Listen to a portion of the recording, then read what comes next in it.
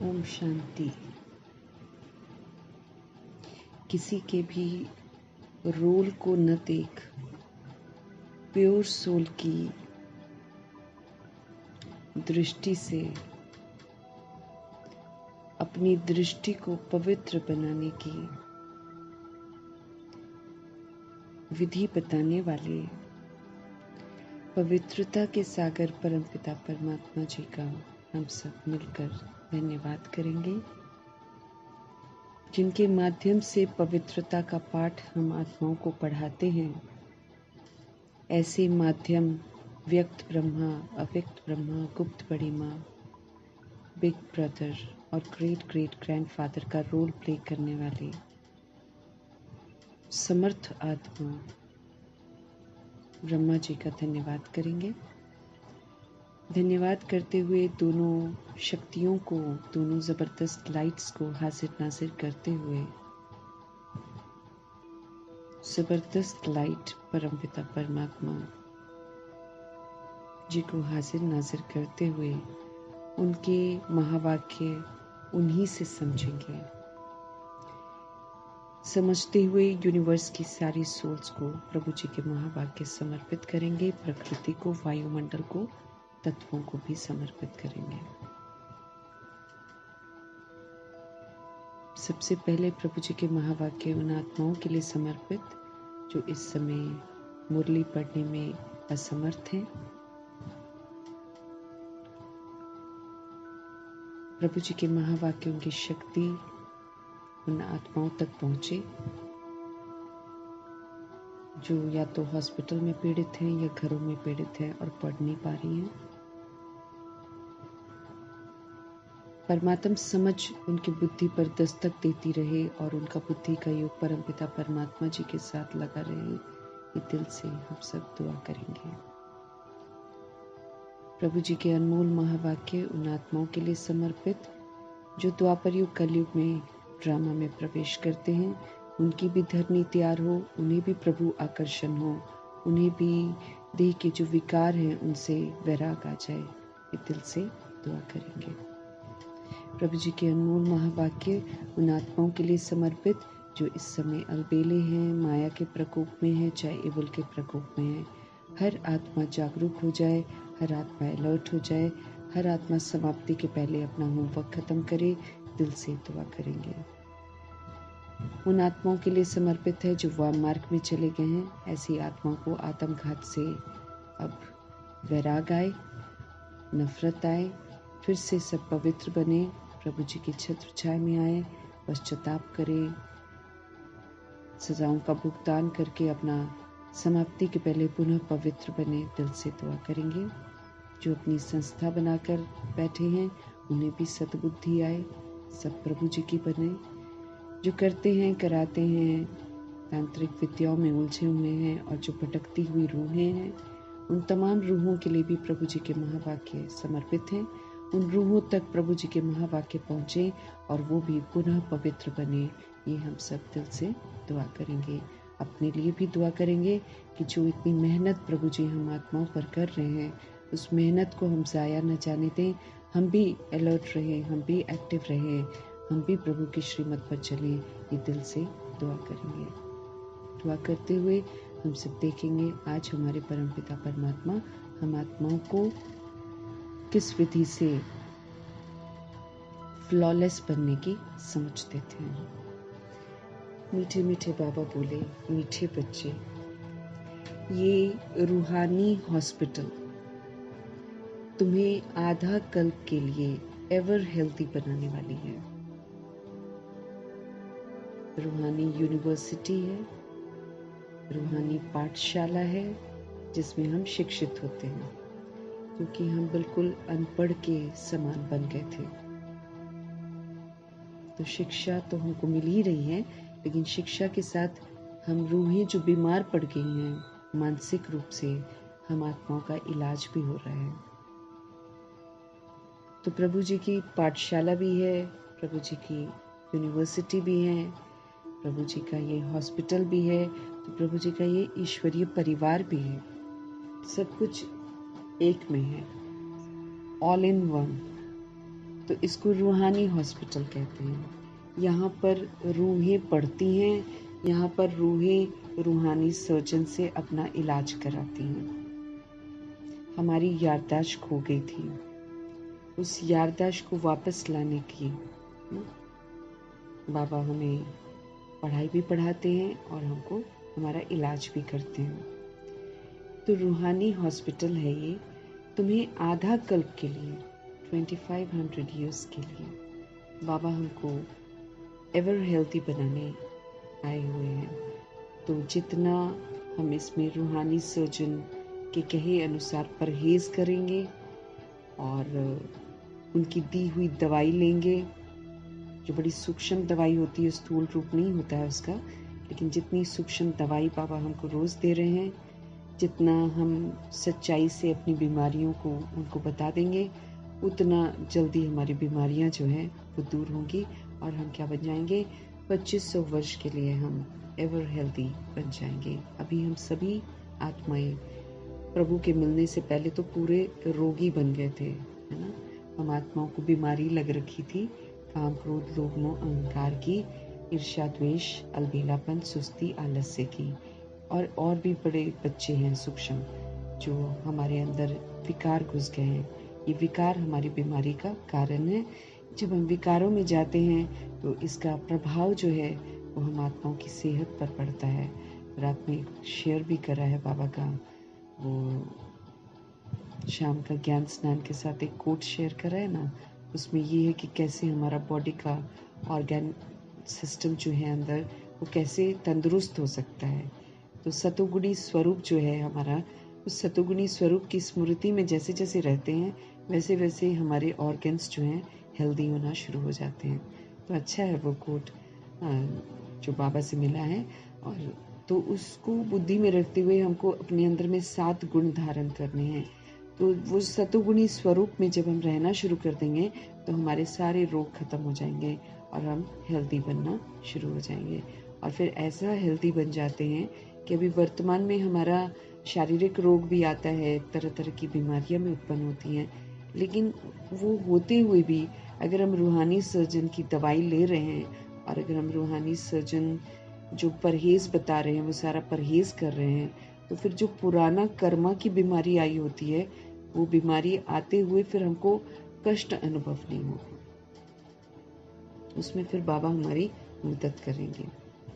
Plus जब हम इस समय हेल्दी रहते हैं, सब कुछ होते हुए भी मन से हेल्दी रहते हैं, आत्मा हेल्दी रहती है, दुखी नहीं होती है, तो फिर 2500 वर्ष के मेरे संस्कार जो हैं वो हेल्दी के बन जाते हैं। इसलिए बाबा हमको समझ देते हैं, हमारे हिसाब किताब भी आएंगे, परिस्थितियां भी आएंगी, पेपर भी आएंगे, सब कुछ होते हुए हमको सतोगुणी पाठ बजाना है। सब कुछ होते हुए हमें शांत रहना है, स्थिर रहना है, अचल रहना है, अडोल रहना है। जैसे जैसे हम रहेंगे वैसे वैसे हम सूक्ष्म वे में हेल्दी बनते जाएंगे और इसी सूक्ष्म हेल्दीपन का असर जो है, जो प्रभाव जो है वो हमारे शरीर पर पड़ता है, तो उससे फिर हमारे ऑर्गन्स हेल्दी होते हैं। तो ये रूहानी हॉस्पिटल है जहाँ हम रूहों का इलाज होता है। हम आधा कल्प के लिए बिल्कुल एवर हेल्दी बन जाते हैं। 2500 वर्ष रोग नाम की चीज ही नहीं होती, रोग होता क्या है वो भी नहीं मालूम होता है। द्वापर युग में भी शारीरिक रोग तुरंत थोड़ी होते हैं, धीरे धीरे जाकर होते हैं। जब हम बिल्कुल शरीर समझना शुरू करते हैं तब ज्यादा रोग हावी होते हैं। उससे पहले तो आधा कल्प, उसका आधा समय जो द्वापर युग का है वो भी सही चलता है। इसलिए बाबा उस दिन बोल रहे थे ना, 40-50 वर्ष का जो है ना हमको प्राप्तियां हो जाती हैं। अब ब्रह्मा जी को कितनी सारी प्राप्ति होगी, डिपेंड करता है हम कितना श्रीमत पर चलते हैं। तो बाबा हमको फरमान करते हैं कि यहाँ पर देही अभिमानी होकर बैठो, आत्मा परमात्मा का बच्चा हो, इस शुद्ध अभिमान में बैठो। आत्मा परमात्मा का बच्चा सतोगुणी आत्मा हो, इस शुद्ध अभिमान में बैठो। और जब हम इस अभिमान में बैठते हैं देही अभिमानी होकर, फिर हम देही अभिमानी व्यवहार करते हैं सभी आत्माओं के साथ। तो ये हमको जितना करते जाएंगे, जितना सतगुणी व्यवहार करते जाएंगे, उतना हम स्वस्थ बनते जाएंगे। मीठे मीठे बाबा बोल रहे हैं, मीठे बच्चे, ये रूहानी हॉस्पिटल है। तुम्हें आधा कल्प के लिए एवर हेल्दी बनाने वाला ये हॉस्पिटल है। यहाँ रूहानी सर्जन से हमारा इलाज होता है। यहाँ उनकी दी हुई दवाई हमको लेनी है। उनकी दी हुई दवाई मनमना भव है और ऑफ कोर्स संजीवनी बूटी ज्ञान भी है। इसका जितना लेंगे और फिर इसके साथ जो परहेज है, उस परहेज को भी बुद्धि में रखना है कि अपने को देह नहीं समझना है, न दूसरों की देह को देखना है, न दूसरे के देह के रोल को अब देखना है, क्योंकि हमको अपनी दृष्टि को अब पवित्र बनाना है। तो दृष्टि वृत्ति पवित्र बने, इसलिए एक आध को कभी कभी बाबा की मुरली के समय ही जो समझानी बाबा से मिलती है उसको शेयर करना है। बाकी किसी को भी कुछ बोलना आप बंद कर देना है। सबका अपना अपना पाठ है, सब अपना पाठ बजाएंगे और जैसा कोई करेगा वैसा फल का भुगतान करेगा। तो अनजान है तो शेयर कर लेना है, उसके बाद फिर सबको छोड़ देना। वो भी बाबा ने बोला मुरली के समय ही करो, उसके आगे पीछे करना बंद कर दो, क्योंकि हमको किसी से कोई हिसाब किताब बनाना ही नहीं है। हर आत्मा को समझ मिल रही है, मुरली बिल्कुल स्पष्ट कर रही है सारा कुछ। हर आत्मा अपनी मर्जी से जो करे उसके लिए वो खुद जिम्मेवार है। तो हमको देही अभिमानी होकर बैठना है, आत्म अभिमानी होकर बैठना है।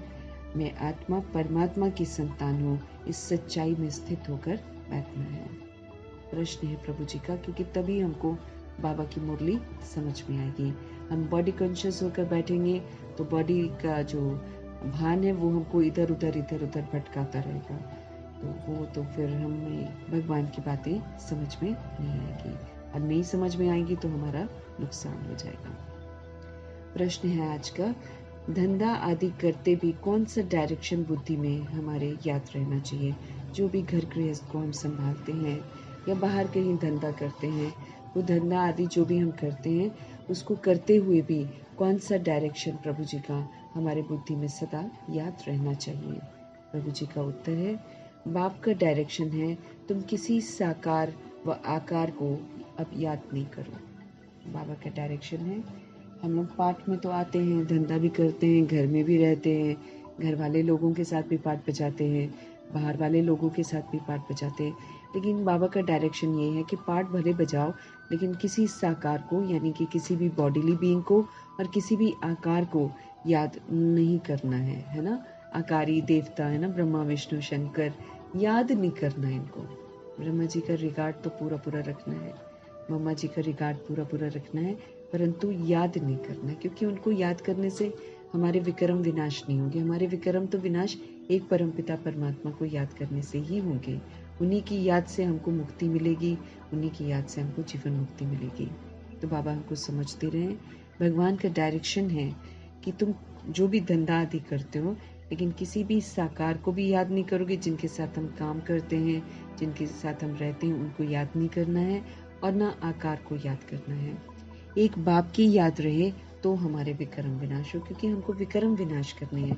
अगर हम किसी आकारी को, किसी ने शरीर छोड़ दिया, किसी के फरिश्ते शरीर को, या अगर हम किसी साकार बॉडी को याद करते हैं, तो सबसे बड़ी बात है कि मेरे विक्रम और बन जाते हैं, मेरे विक्रम विनाश नहीं होते हैं। जबकि हमको क्या करना है, विक्रम को विनाश करना है। इस पे कोई ये नहीं कह सकता है कि मेरे को फुर्सत नहीं है, क्योंकि हमको तो चलते फिरते उठते बैठते याद करने की समझ मिली हुई है। इसीलिए हम में से कोई भी ये नहीं कह सकता है कि मेरे को टाइम नहीं है याद करने का बाबा को। सब कुछ करते भी हमको याद में रहना है। जैसे अभी याद रहता है ना कि मैं एक बॉडी हूँ, है ना, ये भान भूलता नहीं है, याद रहता है सब जगह। ये हूँ, मेरा नाम ये है, मेरा रूप ऐसा है, मेरी जाति ऐसी है, मेरा धर्म ऐसा है, मेरे दोस्त हैं, ये मेरा परिवार है। ये वाला जो बॉडीली भान है, ये झूठ का भान जो हमारे इर्द गिर्द है, इसको तो हम हर समय याद रखते हैं। तो अब इसको भूलना है, जबकि ये झूठ है ना। ये तो रोल है, ये रोल खत्म होने वाला है, ये रोल विनाश होने वाला है। बॉडी भी एक रोल है, ये बॉडी का रोल खत्म हो जाएगा, बॉडी के संबंध सारे खत्म हो जाएंगे, हमारी बॉडी भी खत्म हो जाएगी, तो ये सारा खत्म होने वाला है। इसीलिए इसको याद करके अपना टाइम वेस्ट नहीं करना है, इसके साथ मोह रखकर हमको टाइम वेस्ट नहीं करना है। हमें इससे उपराम होना है, ऊपर उठना है, भगवान के साथ हमारी समीपता जो है वो बढ़नी चाहिए। इसीलिए बाबा कहते कोई भी ये नहीं कह सकता है कि भाई हमको फुर्सत नहीं है। धंधे हम अपने मन मर्जी से चुनते हैं, बाबा तो नहीं कहते हैं। इसीलिए बाबा ये नहीं सुनेंगे कि मेरे को फुर्सत नहीं है। जो होमवर्क है वो तो करना ही है। हम सब पतित हैं, हमको पावन बनना ही है। हमने विक्रम कर रखे हैं, उसको भस्म करना ही है। और हमें पुण्य आत्मा बनना ही है। हमें सारे टाइटल्स कमाने हैं, हमें सर्टिफिकेट्स कमाने हैं, हमें वरदान कमाने हैं, हमें खजाने कमाने हैं, सारा कुछ करना है। अगर हमको सजाओं से बचना है तो, अगर हमको ड्रामा की मार नहीं खानी है तो हमको ये सब करना है। तो इसलिए एक्सक्यूज़ तो बाबा बिल्कुल नहीं सुनेंगे कि हमको फुर्सत नहीं है इसलिए हम होमवर्क नहीं कर पाए, हम धंधा धोरी कर रहे थे इसलिए हम होमवर्क नहीं, ये तो बिल्कुल ही नहीं सुनने वाले हैं बाबा। बाबा तो कुछ भी नहीं सुनने वाले हैं। बाबा बस ये देखने वाले हैं हम क्या कर रहे हैं। जैसे कल भी उन्होंने बोला अपना पोता मेल देखो कि हम सारा दिन में करते क्या हैं, क्या हम डायरेक्शंस पर चल रहे हैं। क्योंकि हमारा समय, हमारा संकल्प, हमारा बोल, हमारा कर्म अब सब प्रभु की अमानत हो गया है। और प्रभु ने उसको अमानत बनाकर हमको दिया है ताकि हम उसको सफल करें और अपने आप को सजाओं से मुक्त करें। तो हम ये बिल्कुल नहीं कह सकते हैं कि हमको फुर्सत नहीं है। सब कुछ करते हुए हमको याद में रहना है। और बाबा कहते हैं याद में रह सकते हैं। जब अज्ञानता में हम सब कुछ करते हुए अपने को बॉडी समझकर याद कर सकते हैं, रिश्तों को याद कर सकते हैं, तो अभी हम समझ के साथ क्यों नहीं याद कर सकते हैं कि मैं एक आत्मा परमात्मा का बच्चा हूँ, लाइट हूँ, माइट हूँ, अशरीरी हूँ, परमधाम निवासी हूँ और असल में मैं परमात्मा का बच्चा हूँ। ये सच्चाई है। हम मुखौटे चाहे जितने भी पहन लें, हम शरीर चाहे जितनी मर्जी ले लें, हकीकत तो यही है कि हम सारे सोल्स हैं। हम सभी परमात्मा के बच्चे हैं और हम परमधाम निवासी हैं, लाइट हैं, माइट हैं और शरीरी हैं। और हमें होमवर्क मिला हुआ है, याद करो और अपने विकर्मों को विनाश करो। ओम शांति। मीठे मीठे रूहानी बच्चों प्रति बाप की गुड मॉर्निंग है। गुड मॉर्निंग के बाद बच्चों को कहा जाता है अब बाप को याद करो। बुलाते भी हैं, हे पतित पावन आकर हमको पावन बनाओ। तो बाप पहले पहले ही कहते हैं रूहानी बाप को याद करो। अगर हम पुकार रहे हैं भगवान को, हे पतित पावन आकर हमको पावन बनाओ, तो फिर बाबा आकर बोलते हैं ठीक है मुझे याद करो। क्योंकि पवित्रता के सागर को याद करेंगे तो हम पावन बनेंगे, पतितों को याद करेंगे तो हम पतित बनेंगे। हमको पतितों को याद नहीं करना है, किसी का चिंतन हमको नहीं करना है। इसलिए मातेश्वरी क्या करती थी, क्लास होती थी तो सब बातें समझा देती थी और फिर जैसे क्लास संपन्न हो गई फिर नहीं देखती थी कौन क्या कर रहा है। फिर शाम को कचहरी बिठाते हैं, बाबा का फरमान है तो कचहरी में पूछ लेती थी। बाकी फिर किसी कौन क्या करता है किसी को टोकती नहीं थी। हाँ कोई आकर बताता है तो फिर उनको समझ ज़रूर दे देती थी। ऐसे ही हमको भी करना है, हमको किसी को देखना ही नहीं है। क्योंकि बाबा बहुत स्पष्ट समझा रहे हैं हर बात, और जो बाबा समझ देते हैं वो हम समझ को शेयर करते जाओ उसी वक्त। अगर कोई पूछे तो राय दे दो और वरना फिर किसी को कुछ बोलना बंद कर दो। हर आत्मा अपनी कर्मा के लिए खुद जिम्मेवार है। तो गुड मॉर्निंग हम करते हैं। गुड मॉर्निंग करने के बाद बाबा हमको कहते हैं अब बाप को याद करो। बुलाते जब हम हैं ये पतित पावन आकर पावन बनाओ, तो फिर पतित पावन बाप पहले पहले ही कहते हैं रूहानी बाप को अब याद करो। पवित्रता के सागर परमपिता परमात्मा को याद करो। उन्हीं को याद करके हम पावन बन सकते हैं। रूहानी बाप तो सबका एक ही है, सभी रूहों के पिता। हम चाहे जितनी मर्जी शरीर ले लें, जितनी मर्जी हम नाम रूप ले लें, जितनी मर्जी हम विस्तार कर लें, जितनी मर्जी हम शरीर के माँ बाप बना लें हर जन्म में, है ना, जितनी मर्जी हम शरीर के रिश्ते बना लें, असलियत जो है, असलियत यही है कि हम रूहें हैं। असलियत यही है कि हम सभी रूहों के पिता एक परम पिता परमात्मा है। वो अविनाशी पिता है। शरीर का पिता तो विनाशी है, वो तो हर जन्म में हम बदलते हैं। तो शरीर के रिश्ते विनाशी हैं, हर जन्म में हम बदलते हैं। लेकिन हमारा आत्मा का असल रिश्तेदार सिर्फ परमपिता परमात्मा है और वो हर जन्म में ही हमारे सर्व संबंधी हमारे पिता होते हैं।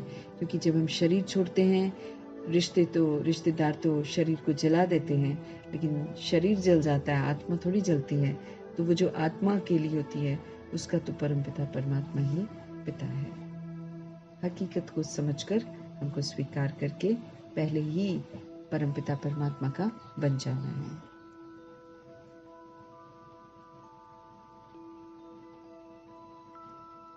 रूहानी बाप तो सभी का है, सबका बाप है, एक ही।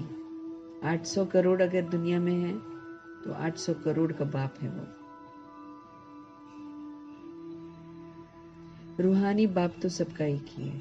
फादर को कभी सर्वव्यापी नहीं कहा जाता है। जो पिता होता है वो पिता ही होता है, उसको कण कण में नहीं कह सकते हैं। तो जितना हो सके बाबा कहते हैं बच्चे पहले पहले बाप को याद करो। अब कोई भी बॉडीली बीइंग यानी कि साकार को याद नहीं करो, कोई भी आकार को याद नहीं करो, अव्यक्त ब्रह्मा को याद नहीं करो। किसी ने शरीर छोड़ा हुआ है उसको याद नहीं करो। उसका पार्ट था थोड़े दिन, वो फिर दूसरी जगह चला गया।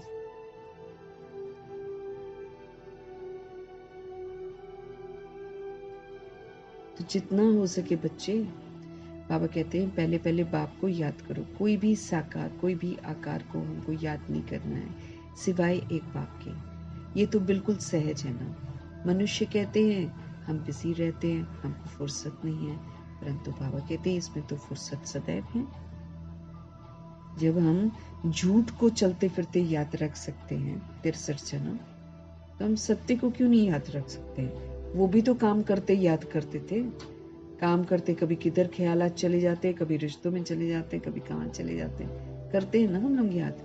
तो फिर वो तो झूठ को याद करते हैं, वो तो मतलब से याद करते हैं, है ना। लेकिन यहाँ तो सच्चाई है।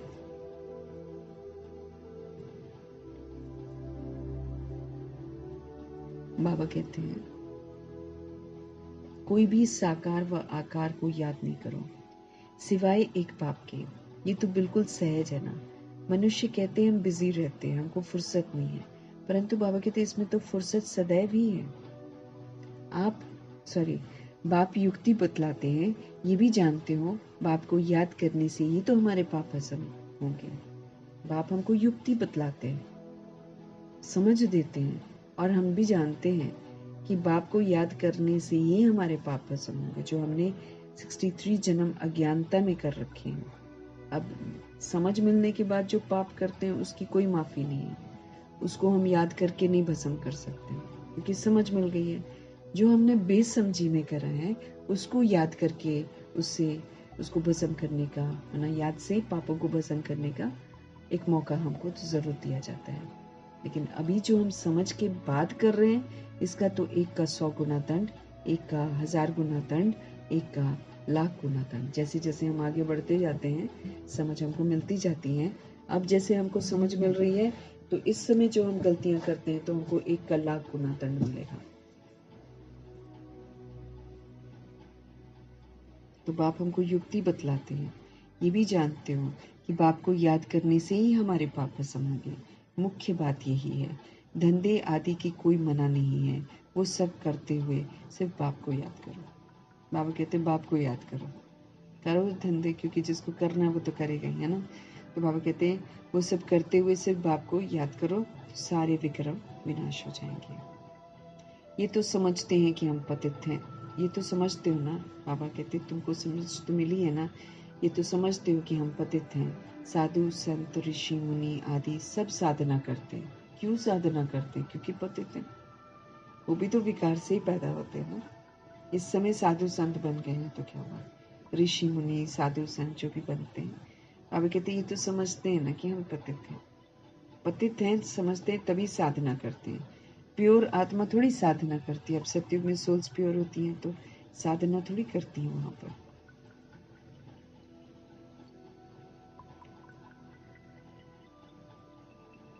बाबा कहते हैं ये तो समझते हो ना कि हम पतित हैं। साधु संत ऋषि मुनि आदि सब साधना करते हैं।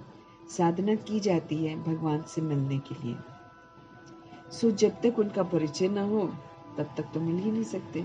जितना मर्जी ऋषि मुनि साधु संत तप अपनी विधि से, क्योंकि दैहिक तरीके से वो लोग तो तप करते हैं ना, तो जितना भी वो तप कर ले, कोई भगवान से थोड़ी मिल सकता है। करते वो भगवान से मिलने के लिए, लेकिन कोई भगवान से मिल नहीं सकता, क्योंकि जब तक उनका परिचय ही नहीं है तो मुलाकात कैसे हो। परिचय होना बहुत जरूरी है। तो बाबा समझ देते हैं कि साधना की जाती है भगवान से मिलने की। सो जब तक उनका परिचय हमको नहीं मिलता है, तब तक तो हम मिल ही नहीं सकते उनसे, है ना। तुम जानते हो, बाप का परिचय दुनिया में कोई को भी नहीं है, कोई को भी नहीं है। देह का परिचय तो सबको है, बड़ी चीज का परिचय झट हो जाता है। जो दिखाई देता है, जो इसका रूप बड़ा है, बाबा कहते हैं वो तो बड़ी चीज का परिचय तो सबको झट हो जाता है। आत्मा का परिचय जो है ना, बाबा कहते हैं आत्मा का परिचय तो जब बाप आए तब तो हमको समझाए, नहीं तो समझ कैसे आएगा। बाप ही तो बताएगा कि मैं तुम्हारा बाप हूँ, बच्चे नहीं बता सकते। तो बच्चे, क्राइस्ट भी बच्चा है, गुरु नानक जी भी बच्चा है, और बुद्ध भी जो है वो बच्चा है, इब्राहिम भी बच्चा है, मोहम्मद भी बच्चा है। तो कैसे बता सकते हैं कि भगवान कौन है। इसीलिए जब वो अपने अपने तरीके से बताते हैं तो वो समझ में नहीं आता, तो धीरे धीरे धर्म के नाम पर लोग युद्ध करते, क्योंकि वो भगवान को बांट लेते। वो कहते मेरा वाला भगवान है, वो कहेगा मेरा भगवान है, वो कहेगा मेरा भगवान। ऐसे एक भगवान को बांट रखा है।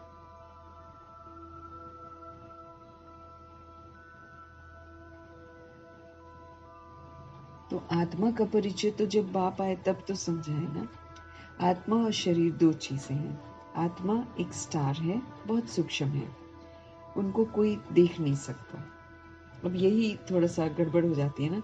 जो दिखाई देता है वो हमारी बुद्धि में बस गया कि यही सच है, लेकिन बाबा कहते हैं जो दिखाई देता है वो सारा का सारा झूठ है, और जो नहीं दिखाई देता है वो सच है। बाबा दिखाई नहीं देते हैं, वो सत्य हैं। हम आत्माएं दिखाई नहीं देती, हम सत्य हैं, अविनाशी है। बाकी जो हम देह दिखाई दे रहे हैं, देह का विस्तार दिखाई दे रहे हैं, देह का रोल, ये सारा झूठ है, ये सारा विनाशी है।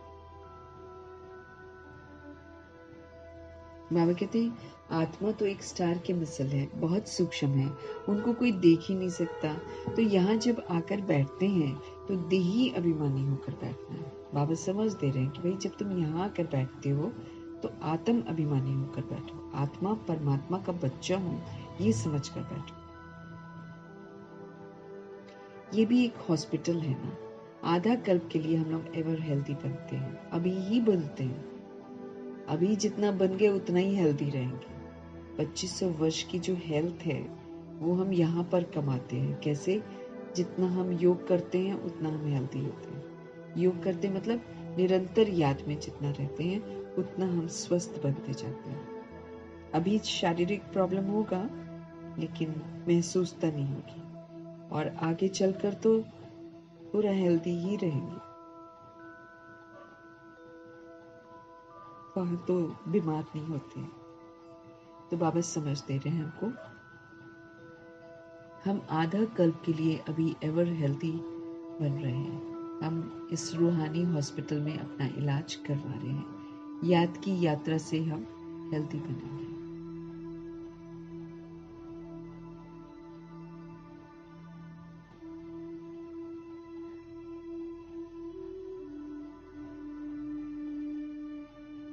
आत्मा तो है अविनाशी, वो तो कभी विनाश नहीं होती, वो मरती नहीं है। लोग मार देते हैं, अपनी तरफ से मर्डर करते हैं, लेकिन वो विनाश थोड़ी होती है।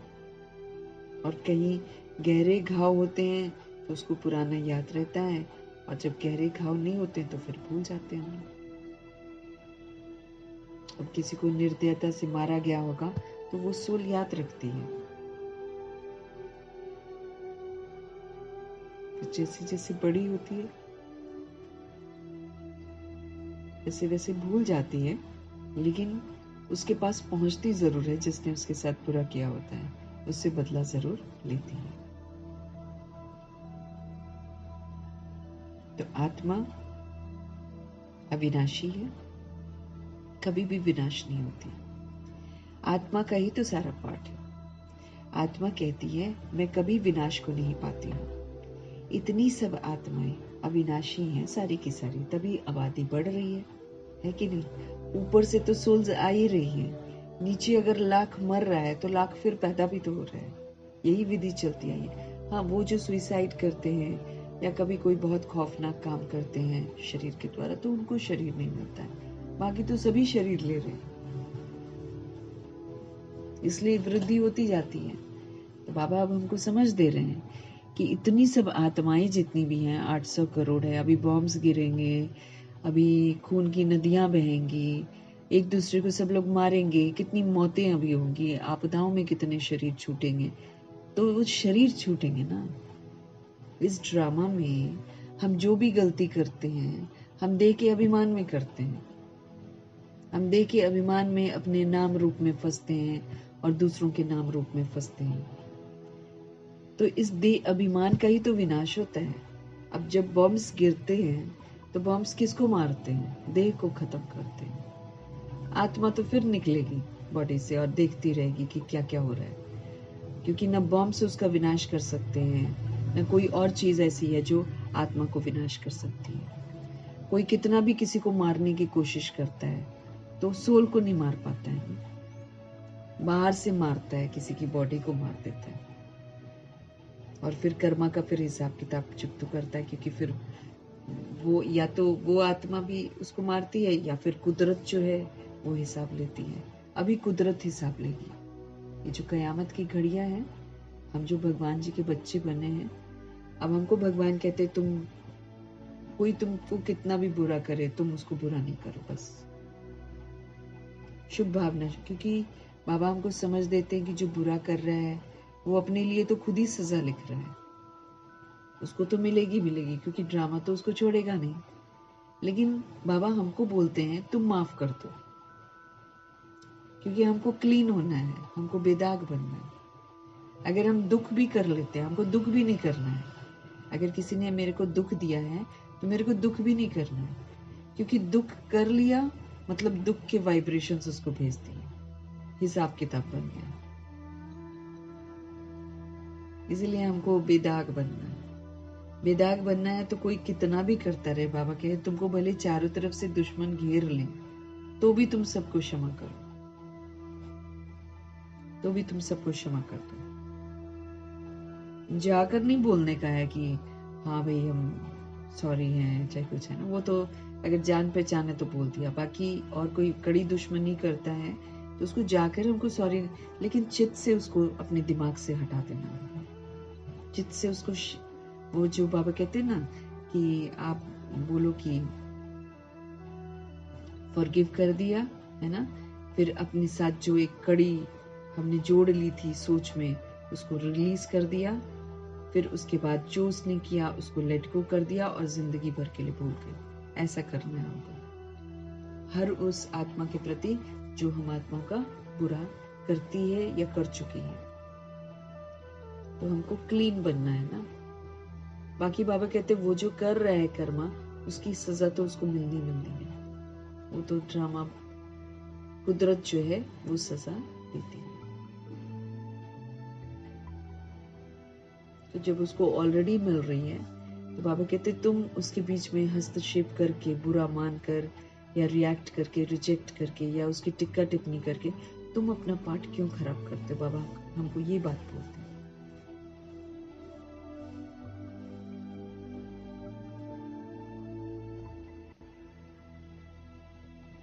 तो जितने भी बॉम्ब्स हैं, जितना भी खून खराबा होगा, उसमें क्या मरेगा? शरीर मरेगा। सोल तो फिर निकल कर देखेगी सारा कुछ, फिर प्योर होगी, फिर उसका देह अभिमान खत्म होगा,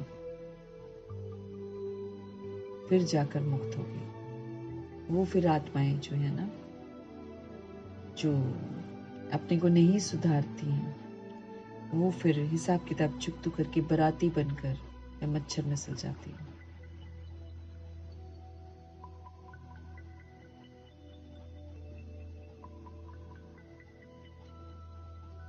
आत्मा का ही तो सारा पाठ है। आत्मा कहती है मैं कभी विनाश को नहीं पाती हूँ। अब हम बोलते हैं क्योंकि अब हमको समझ में आया। इतनी सब आत्माएं, जितनी करोड़ों आबादी है, शरीर दिखाई दे रहे हैं, वो सारी की सारी अविनाशी है। उनमें से कोई भी मरेगा नहीं, बॉडी मरेगी खाली, क्योंकि बॉडी का अभिमान इंसान को होता है। उसी बॉडी को ही जो है ड्रामा खत्म करता है, क्योंकि बॉडी के भान में हम सृष्टि पर विस्तार करते हैं, बॉडी के भान में हम यहाँ पर विस्तार अपना करते हैं और अधिकार जमाते हैं कि ये मेरा है, ये मेरा है, ये मेरा है। ये देह का अभिमान ही तो कहता है कि मेरा है, मेरा है। आत्मा का तो कुछ भी नहीं है। आत्मा तो बॉडी छोड़ेगी, वो तो कुछ भी ले जा नहीं सकती है, किसी चीज को भी नहीं ले जा सकती है। वो तो जिस देह का अभिमान करती है उस देह को भी नहीं अपने साथ रख सकती है। इसीलिए देह अभिमान का विनाश होता है। आत्मा का ही तो सारा पाठ है। आत्मा कहती है मैं कभी भी विनाश को नहीं पाती हूँ। बाबा कहते हैं इतनी सब आबादी जो है, आत्माएं जो हैं, वो सारी अविनाशी हैं, शरीर सब विनाश हो जाएंगे। इसलिए हमको बोलते हैं देह सहित देह के सभी संबंधों को भूल जाओ, क्योंकि मेरी देह भी मरेगी और देह के जो संबंधी हैं उनकी देह भी मरेगी। इसलिए बाबा कहते हैं उससे डिटैच हो जाओ, हकीकत को समझो। लेकिन मेरी देह में जो मैं आत्मा हूँ मैं नहीं मरूंगी, और जो मेरे संबंधी बनकर आए हुए हैं वो जो सोल्स हैं बॉडी में वो भी नहीं मरेंगी। खेल चल रहा है, बस खेल रहे हैं हम लोग। अब ये खेल पूरा हुआ, वापस घर जाना है। इसलिए होश में रहकर अगर पहले हम देह अभिमान को खत्म कर लेते हैं तो उड़ जाएंगे बाबा के साथ। होश में नहीं रहते हैं, बाबा के कहने, जिस बाबा कल कह रहे थे मैं जो कहता हूँ उसका जस्ट उल्टा करते हैं, सुनते नहीं है, तो फिर नहीं करते हैं तो फिर सजा भुगत कर फिर शरीर छोड़ेंगे, फिर मच्छर मसल जाएंगे। बाबा कहते हैं शरीर सारे विनाशी हैं। अब तुम्हारी बुद्धि में ये बैठा हुआ है कि हम आत्मा अविनाशी है। अभी ये चीज को बिठाना है और एज अ सोल चलना फिरना है, उठना बैठना। बाबा कह रहे हैं ना तुमको प्योर बनना है ना। तो बाबा कहते हैं अब ना तुम किसी का रोल देखना ही बंद कर दो। वो क्या कर रहा है उसको देखना बंद कर दो। बस सूक्ष्म जो पवित्र आत्मा है ना उसको देखो। इस विधि से मेरी दृष्टि पवित्र होगी, मेरी वृत्ति पवित्र होगी, मेरी कृति पवित्र होगी। जब मेरी दृष्टि, वृत्ति, कृति पवित्र होगी तो फिर दूसरी सोल को भी पवित्रता का सहयोग देगी। ऐसे हमको अब करना है। बाबा कहते हैं किसी के रोल को मत देखो। ठीक, रोल तो सारे बिगड़े हुए हैं, सब उल्टे सुलटे रोल प्ले कर रहे हैं। बाबा कहते तुम मत देखो, उस पर रहम करो, रहम करो और उसे मन जो ओरिजिनलिटी है ना प्योर सोल की, वैसे उसको देखो और उसको स्मृति दिलाओ सूक्ष्म।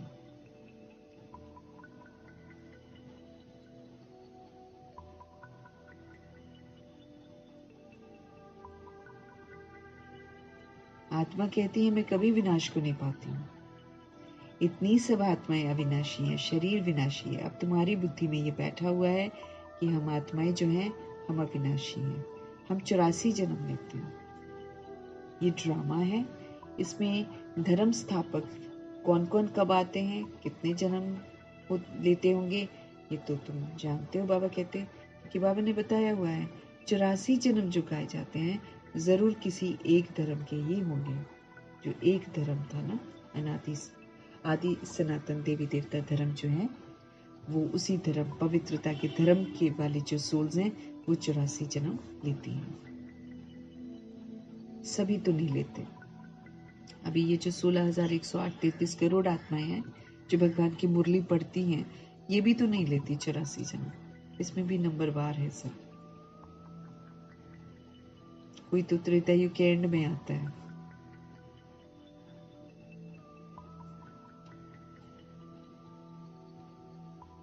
सभी के तो 84 जन्म हो नहीं सकते। बाबा कहते हैं सब धर्म इकट्ठे तो आते भी नहीं है। हम दूसरों का हिसाब क्यों बैठ निकालें। जानते हैं फलाने फलाने समय पर धर्म स्थापन करने आते हैं, उसकी फिर वृद्धि होती है। सब सतो प्रधान से तमो प्रधान तो होने ही है। पुनर्जन्म में आते हैं, देह का अभिमान आ जाता है तो फिर तमो प्रधान बन जाते हैं। दुनिया जब तमो प्रधान होती है तब फिर बाप आकर सतो प्रधान सतयुग बनाते हैं। अभी तुम बच्चे जानते हो हम भारतवासी ही तो फिर नई दुनिया में आकर राज्य करेंगे। वहां पर फिर और कोई धर्म नहीं होगा, कोई हिंदू नहीं, कोई मुस्लिम नहीं, कोई क्रिश्चियन नहीं, है ना?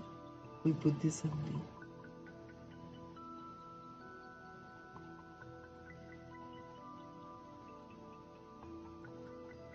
बाबा कहते हैं जब दुनिया तमो प्रधान होती है तब फिर बाप आकर सतो प्रधान सतयुग बनाते हैं। अभी तुम बच्चे जानते हो, हम भारतवासी ही फिर नई दुनिया में आकर राज्य करेंगे और कोई धर्म नहीं। तुम बच्चों में भी जिनको उच्च मर्तबा लेना है वो जास्ती याद में रहने का पुरुषार्थ करते हैं। जो उच्च मर्तबा लेने वाली सोल्स होंगी वो याद की तरफ विशेष ध्यान देंगी और समाचार भी लिखते हैं कि बाबा हम इतना समय याद में रहता हूँ। कई तो पूरा समाचार लज्जा के मारे देते ही नहीं, क्योंकि याद ही नहीं करते तो क्या बताएंगे भगवान को। इसलिए बाबा कहते हैं उनको लज्जा आती है तो समाचार देते नहीं है। समझते हैं कि बाबा क्या कहेंगे, परंतु मालूम तो पड़ता है ना। स्कूल में टीचर स्टूडेंट्स को कहेंगे ना कि तुम अगर पढ़ेंगे नहीं, तुम अगर नहीं पढ़ेंगे तो फेल हो जाएंगे। लौकिक माँ बाप भी बच्चों की पढ़ाई से समझ जाते हैं कि ये बहुत बड़ा स्कूल है, ये तो बहुत बड़ा स्कूल है। मैंने शरीर के माँ बाप भी समझ जाते हैं कि बच्चा कितना पढ़ रहा है। तो बाबा हमको बोलते हैं कि तुम अगर नहीं पढ़ोगे तो फेल हो जाओगे। यहाँ तो सारा प्रैक्टिकल पेपर होना हमारा।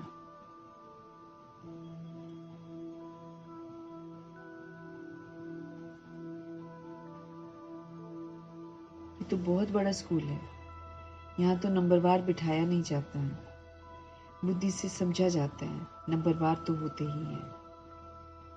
अब बाबा अच्छे अच्छे बच्चों को कहाँ भेज देते हैं, वो फिर चले जाते हैं तो दूसरे लिखते हैं हमको महारत ही चाहिए, तो जरूर समझते हैं वो हमसे होशियार नामी ग्रामी है। नंबरवार तो सभी होते हैं ना। प्रदर्शनी में भी अनेक प्रकार की सोल्स आती हैं, तो गाइड्स भी खड़े रहने चाहिए जांच करने के लिए कि किसको कैसे समझाना है। कोई ज्यादा जागरूक होना चाहता है तो उसको समझाओ, कोई सिर्फ थोड़ा ही ले सकता है तो उसको थोड़ा ही बताओ।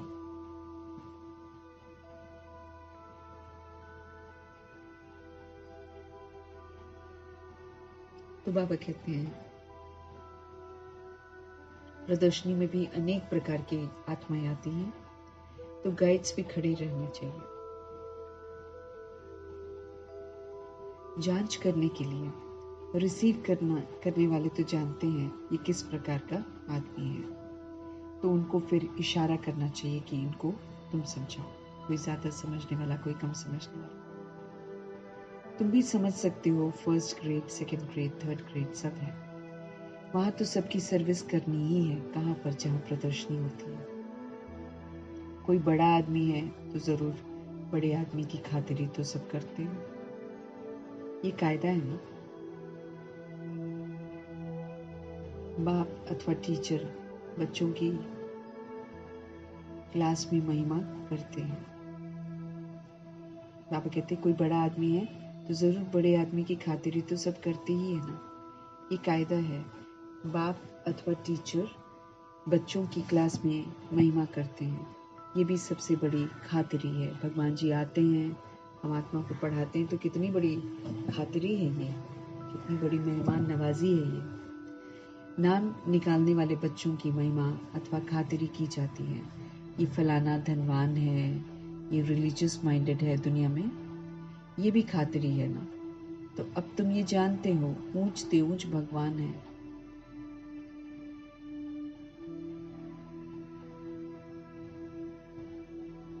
ये फलाना धनवान है, ये फलाना रिलीजियस माइंडेड है, ये भी तो खातिरी है ना।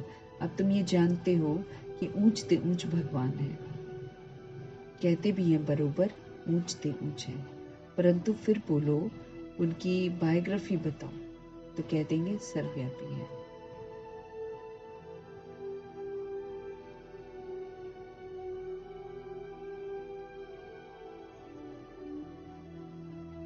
तो बाबा समझते रहे।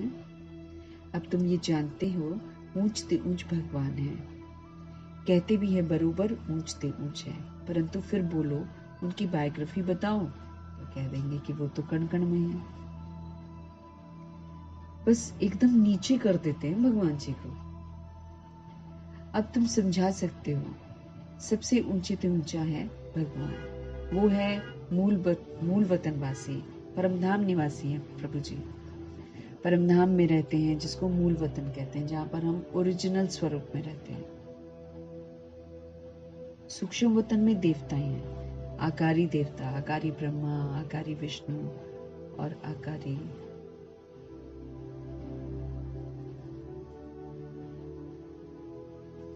तो अब तुम समझा सकते हो सबसे ऊंचे ऊंचे भगवान वो है मूल वतनवासी। सूक्ष्म वतन में है देवता, यहाँ रहते हैं मनुष्य। तो ऊंचते ऊंच भगवान वो निराकार ठहरा।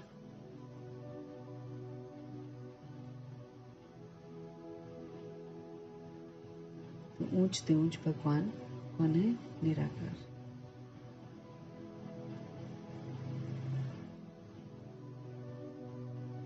अभी तुम जानते हो हम जो हीरे मिसल थे कभी, सो फिर कौड़ी मिसल बन पड़े हैं।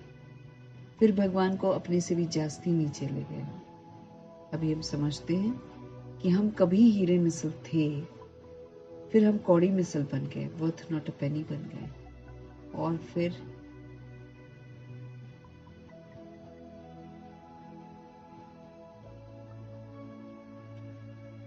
बाबा कहते हैं अब भगवान को और नीचे ले गए, कण कण में। पहचानते ही नहीं है। तुम भारतवासियों को ही पहचान मिलती है, फिर पहचान कम हो जाती है। अभी तुम बाप की पहचान सबको देते जाते हो। हमको पहचान मिल रही है, जो जो बाबा हमको बोलते जा रहे हैं हमको औरों को बताते जाना है। बाबा कहते तुम भारतवासियों को ही तो पहचान मिलती है, फिर पहचान कम हो जाती है। अभी तुम बाप की पहचान सबको देते जाते हो, ढेरों को बाप की पहचान मिलेगी। तुम्हारा मुख्य चित्र है ही ये त्रिमूर्ति, फिर गोला, फिर झाड़। सृष्टि रूपी वृक्ष जो है उसमें सारी आत्माएं आ जाती हैं, इसलिए ये भी एक बहुत अच्छा चित्र है। गोले में भी पूरा वर्ल्ड आता है स्वास्तिक में, और त्रिमूर्ति है ना, उसमें फिर जो भगवान है और फिर भगवान से जो वर्षा मिलता है।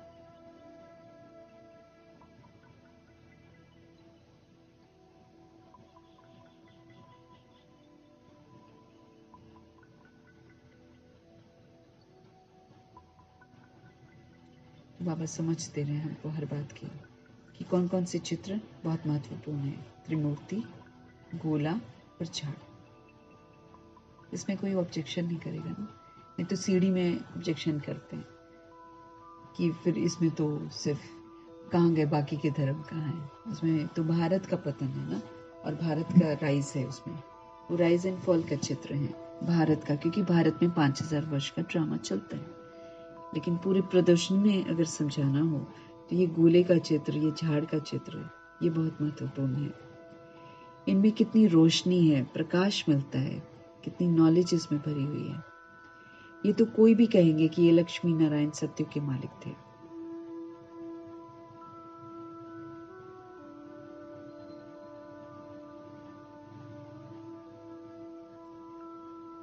तो बाबा कहते हैं ये तो कोई भी कहेंगे कि ये लक्ष्मी नारायण सत्यु के मालिक थे। अच्छा, फिर बाबा कहते हैं सत्यु के आगे फिर क्या था, ये भी अभी तुम जानते हो। अभी है कलयुग का अंत और है भी प्रजा का प्रजा पर राज्य। अभी राजा थोड़ी है कोई, अभी तो प्रजा का प्रजा पर राज्य है। प्रजा से ही सब कुछ लेते हैं, उनके पास अपना तो कुछ है नहीं जो किसी को देंगे।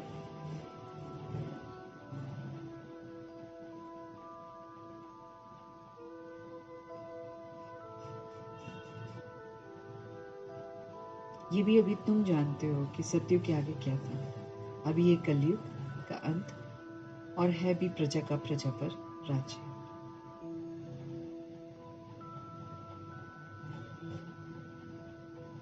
अभी राजाई तो किसी की नहीं है, बाबा कहते हैं। कितना फर्क है। सत्यु के आदि में राजाएं थे और अभी कलयुग में भी राजाएं हैं, भले कोई वो पावन नहीं है, परंतु कोई पैसा देकर भी टाइटल ले लेते हैं यहाँ तो है ना, गलत तरीके से भी इलेक्शन जीत जाते हैं, पैसे देकर भी टाइटल ले लेते हैं। यहाँ पर महाराजा तो कोई है नहीं, टाइटल खरीद कर लेते हैं, जैसे पटियाला का महाराजा, जोधपुर का राजा, जोधपुर का महाराजा, बीकानेर का महाराजा, नाम तो लेते हैं। ये नाम अविनाशी चला आता है। पहले पवित्र महाराजाएं थे, अभी अपवित्र हैं। राजा महाराजा अक्षर चला आता है।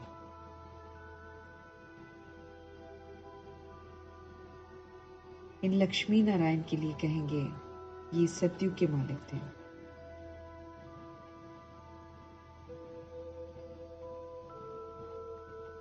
जो महाराजा है, बाबा कहते हैं ये नाम अविनाशी ही चला आता है। नारायण जी थे असल में महाराजा, विश्व महाराजा, पूरे विश्व के महाराजा थे। तो बाबा कहते हैं इसलिए ये नाम जो है ना महाराजा, अविनाशी चला आता है।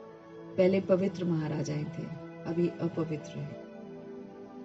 राजा महाराजा अक्षर चला आता है। इन लक्ष्मी नारायण के लिए कहेंगे ये सतयुग के मालिक थे।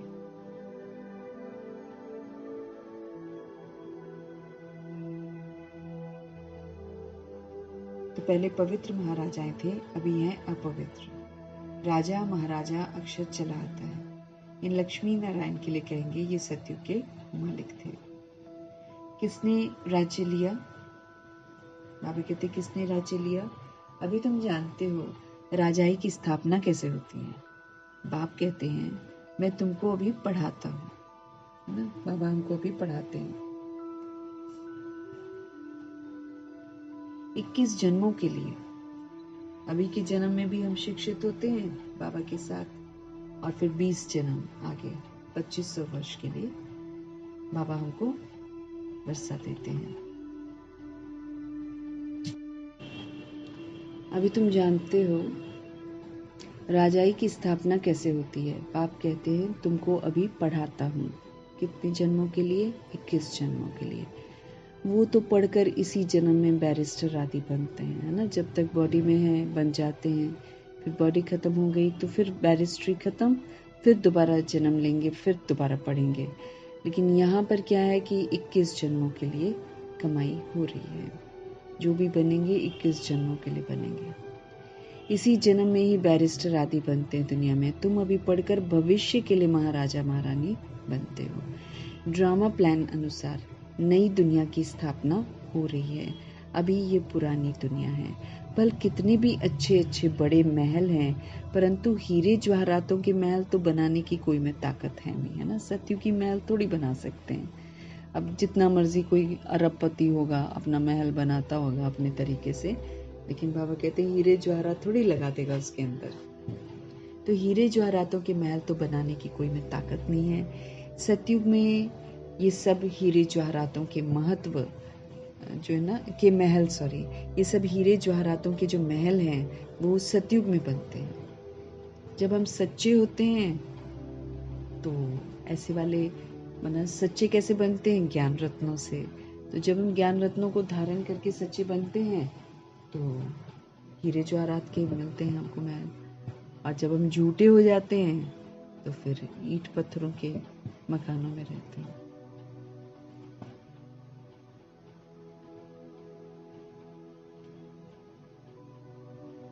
ड्रामा प्लान अनुसार नई दुनिया की स्थापना हो रही है। अभी पुरानी दुनिया है। कितने भी अच्छे अच्छे बड़े महल हैं, परंतु हीरे जवाहरातों के महल तो बनाने की किसी में ताकत नहीं है। और बाबा कहते हैं सतयुग में ये सब हीरे जवाहरातों के महल बनाते हैं ना, बनाने में कोई देरी थोड़ी लगती, वहाँ तो और फास्ट बनता है। यहाँ भी अर्थक्वेक आदि होती है तो बहुत कारीगर लगा देते हैं, 1-2 वर्ष में फिर से सारा शहर खड़ा कर देते हैं। नई दिल्ली बनाने में करके 8-10 वर्ष लगे, परंतु यहाँ के लेबर और वहाँ के लेबर्स में तो फ़र्क रहता है ना। आजकल तो नई नई इन्वेंशन भी निकालते रहते हैं। मकान बनाने की साइंस का भी जोर है।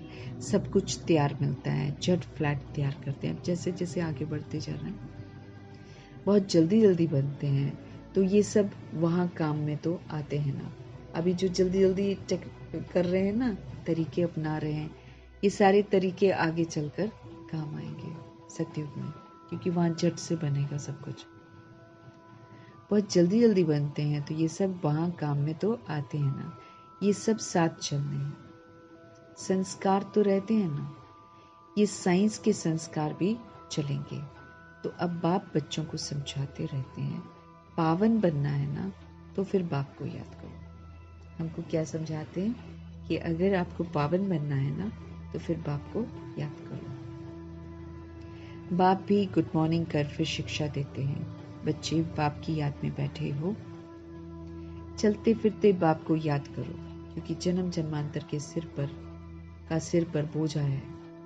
हम बोझ लेकर चल रहे हैं, इसलिए समय थोड़ा है और उस थोड़े से समय में चलते फिरते याद करने का फरमान भगवान का मिला हुआ है।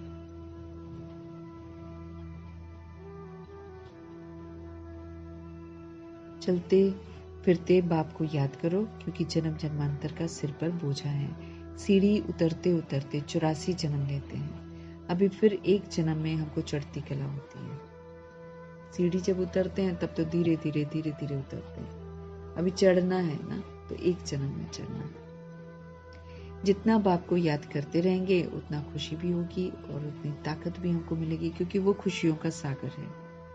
उनको याद करेंगे तो खुशियां आएंगी, उनको याद करेंगे तो हम पावन बनेंगे, उनको याद करेंगे तो हम संतुष्ट रहेंगे, उनको याद करेंगे तो हम मास्टर दाता बनेंगे, उनको याद करेंगे तो हम पवित्र रहेंगे। सब कुछ उनके आगमन से ठीक होगा।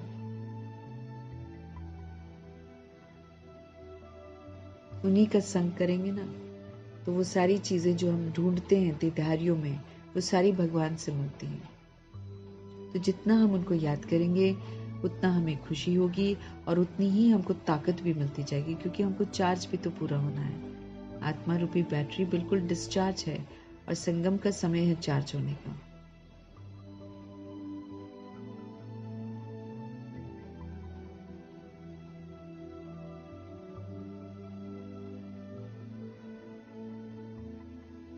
बाबा कहते हैं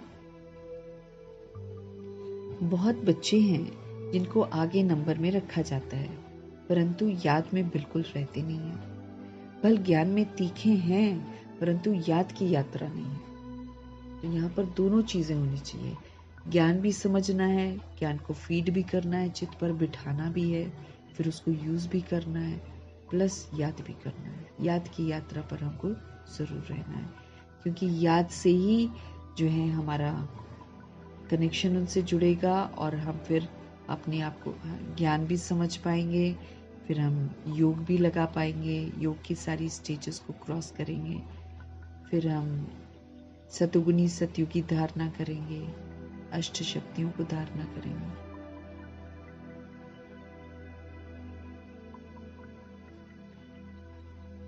बाबा कहते हैं बहुत बच्चे हैं जिनको आगे नंबर में रखा जाता है, परंतु याद में बिल्कुल नहीं रहते हैं। ज्ञान में तीखे हैं, परंतु याद की यात्रा नहीं है। ये तो एक यात्रा है जिस पर हमको बाबा ले चलते हैं, और ये एक बार शुरू की तो इस पर निरंतर रहना है हमको।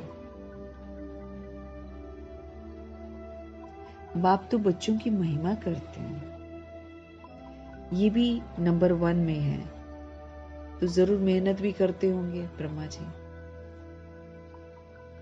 तुम हमेशा समझो कि शिव बाबा समझाते हैं, तो बुद्धि का योग जो है शिव बाबा के साथ लगा रहेगा। ये भी सीखता तो होगा ना ब्रह्मा जी। फिर भी कहते हैं बाबा को याद करो। किसको भी समझाने के लिए चित्र हैं। भगवान कहा ही जाता है किसको? निराकार को, जिनका ना आकार है ना साकार रूप है। भगवान किसको कहा जाता है? निराकार को कहा जाता है। वो आकर शरीर धारण करते हैं। एक भगवान के बच्चे।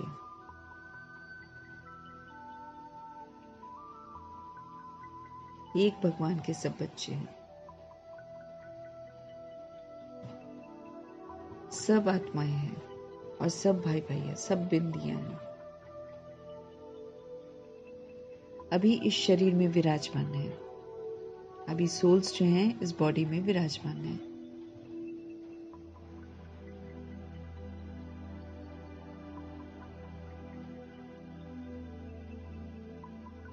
तो बाबा क्या कह रहे हैं, भगवान किसको कहा जाता है, निराकार को। वो आकर शरीर पराया ना धारण करते हैं। एक भगवान के बच्चे सभी आत्माएं भाई भाई हैं, अभी इस शरीर में विराजमान है। सभी अकाल मूर्त हैं, काल नहीं खा सकता। ये अकाल मूर्त का तख्त है।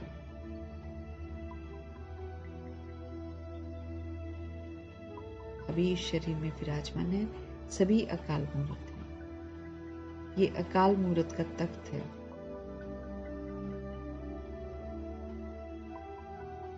भृकुटी जो है वो तख्त है, और शिव पिता परमात्मा के लिए तख्त कौन है, ब्रह्मा जी, रथ है वो उनका। अभी इस शरीर में विराजमान है, सभी अकाल मूर्त हैं, किसी को भी काल नहीं खा सकता। ये अकाल मूर्त आत्मा का तख्त है भृकुटी। अकाल तख्त और कोई खास चीज नहीं है, ये तख्त है अकाल मूर्त आत्मा का। भृकुटी के बीच में आत्मा विराजमान होती है, जहां सब बिंदी लगाते हैं। अब हमको बिंदी लगानी है इस दुनिया में।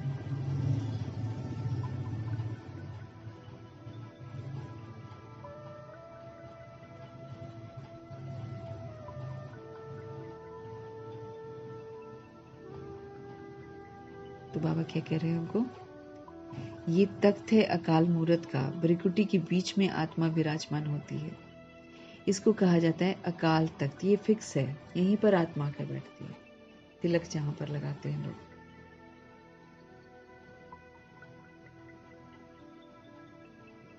अकाल तख्त अकाल मूर्त का है। आत्माएं सब अकाल हैं, उनको काल नहीं खाता। कितनी अति सूक्ष्म है। बाप तो है निराकार, वो अपना तख्त कहाँ से लाए। बाप कहते हैं मेरा भी ये तख्त है, मैं आकर इस तख्त का लोन लेता हूँ। ब्रह्मा के साधारण बूढ़े तन में अकाल तख्त पर आकर बैठता हूँ।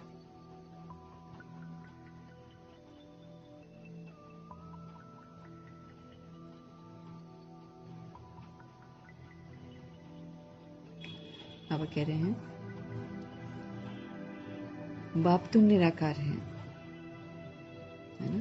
आत्माएं सब अकाल हैं, उनको काल नहीं खाता, मतलब उनकी मौत नहीं होती है। कितनी अति सूक्ष्म है, दिखाई भी नहीं देती है। बॉडी में प्रवेश करती है, निकलती है, दिखाई नहीं देती है। बाप तो है निराकार, वो अपना तख्त कहाँ से लाए।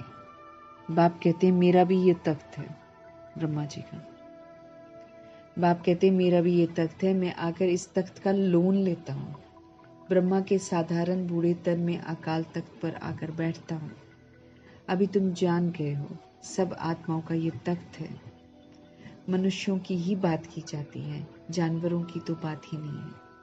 पहले जो मनुष्य जानवर से भी बदतर हो गए, वो तो सुधरे, जानवर अपने आप सुधर जाएंगे।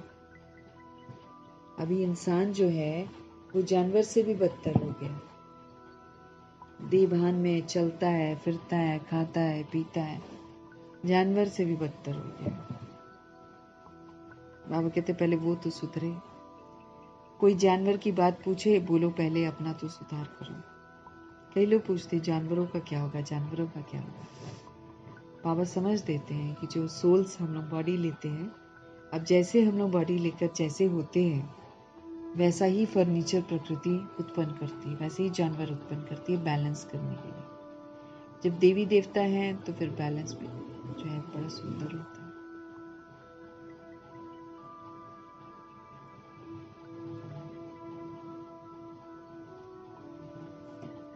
तो बाबा कहते हैं पहले जो मनुष्य जानवर से भी बदतर हो गए हैं, वो तो सुधरे। कोई जानवर की बात पूछे, बोलो पहले अपना तो सुधार करो। सतयुग में तो जानवर भी बड़े अच्छे फर्स्ट क्लास हो गए, क्योंकि सोल्स अच्छी हैं। किचड़ा आदि कुछ भी नहीं होगा वहां पर। यहाँ पर तो सड़कों पर भी गाय भैंस सब गंदा कर देते हैं, वहाँ थोड़ी कोई गंदा करेगा। भैंस तो वहाँ होगी नहीं, गाय होती है, प्यारे प्यारे जीव होते हैं, कोई भी विष्ठा नहीं फैलाते हैं। ह्यूमन सोल्स ही नहीं करती हैं तो फिर एनिमल्स कहाँ से करेंगे। तो जैसे देवता इस समय ह्यूमन सोल्स भी गंद फैलाती हैं, तो पक्षी भी विष्ठा करते हैं, जानवर भी विष्ठा करते हैं। तो बाबा समझ दे रहे हैं सत्युग में तो जानवर भी बड़े अच्छे फर्स्ट क्लास होंगे, क्योंकि सोल फर्स्ट क्लास है। किचड़ा आदि कुछ भी नहीं होगा। जब हम सच्चे हैं तो सब कुछ अच्छा होगा। अभी हम झूठे हैं, इसलिए सब कुछ बैड बैड है। किचड़ा आदि कुछ भी नहीं होगा। किंग के महल में कबूतर आदि का किचड़ा हो तो दंड डालते हैं, वहां कबूतर नहीं होते। यहाँ देखो कबूतर, यहाँ आप दाना डालो, यहाँ वो गंदा करके जाएंगे। आप ही के घर में खाएंगे और आप ही के घर में गंदा करके जाएंगे। और डॉक्टर्स कहते हैं कि इनको घर में दाना नहीं डालो, इनको किसी अलग जगह पर दाना डालो ना, जो घर भर है ना उससे दूर रखो। क्यों? क्योंकि इनकी विष्ठा से एस्थमा की प्रॉब्लम होती है और भी बड़ी सारी स्किन की प्रॉब्लम शुरू होती है। ये डॉक्टरों ने मना रिसर्च जो करते हैं ना, उन्होंने बताया। तो बैन करा हुआ है, लेकिन फिर भी लोग हटते नहीं है। वो आसपास घरों के ऊपर दाना डालते ही हैं। घरों के ऊपर दाना डालना मना करती है सरकार, क्योंकि वो विष्ठा का असर फिर हमारे पर ही आएगा।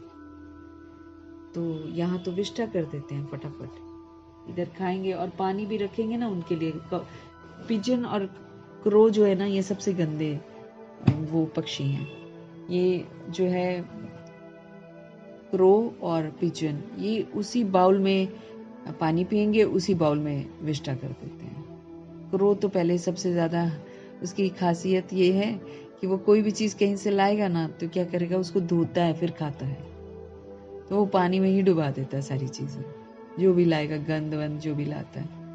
लेकिन वो क्या करता है, उसको धोकर खाता है, इसलिए उसको पानी में डुबाएगा फिर खाएगा। लेकिन कर देते हैं वो लोग सारा पानी गंदा। इनके लिए पानी रखो ना बाहर, तो कबूतर भी ऐसे ही करता है। दूसरी जो मैना वगैरह आएगी ना, वो नहीं करती ऐसे।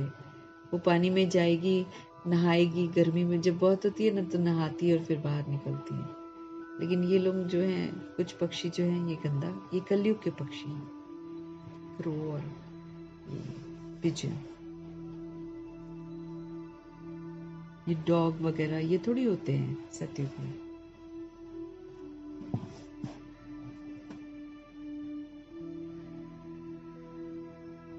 किचड़ा आदि कुछ भी नहीं होगा। किंग के महल में कबूतर आदि का किचड़ा हो तो दंड डालते हैं, जरा भी किचड़ा नहीं। वहां बड़ी खबरदारी रहती है, पहरे पर रहते हैं, कभी कोई जानवर आदि अंदर घुस भी नहीं सकता।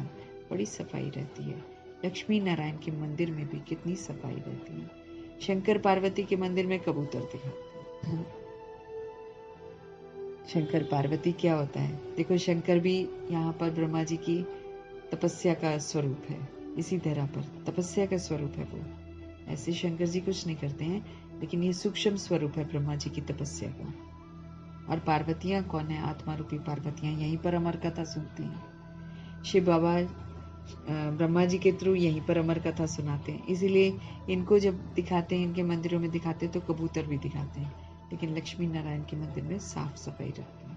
क्या कहानी बनी हुई है। तो जरूर मंदिर को भी खराब करते होंगे ना। तो शास्त्रों में तो बहुत दंत कथाएं लिख दी हैं, एकदम बेतुकी अपने मन से मनगढ़ंत कहानियां लिख दी हैं।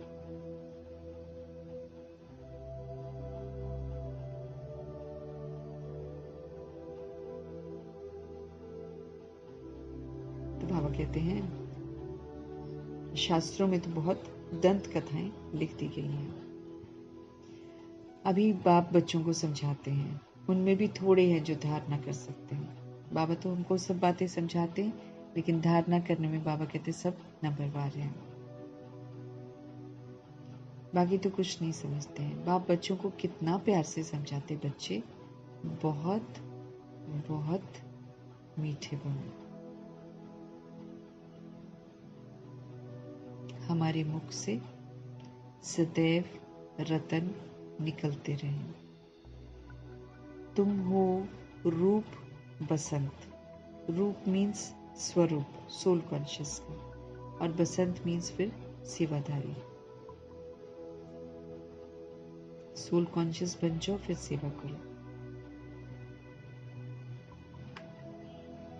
तुम्हारे मुख से पत्थर नहीं निकलने चाहिए, है ना। ज्ञान रतन के अतिरिक्त और कुछ नहीं निकलना चाहिए। आत्मा की ही तो महिमा होती है। आत्मा कहती है मैं प्रेसिडेंट हूँ, मैं फलाना हूँ, मेरे शरीर का नाम ये है। वो तो अब बोलते हैं हम लोग, है ना। नहीं तो मेरा नाम ये है, मेरा नाम वो है, ऐसे बोलते थे। अब हम समझते हैं कि शरीर का नाम है, तो मेरे शरीर का नाम ये है। अच्छा, आत्माएं फिर किसके बच्चे हैं? एक परमात्मा के।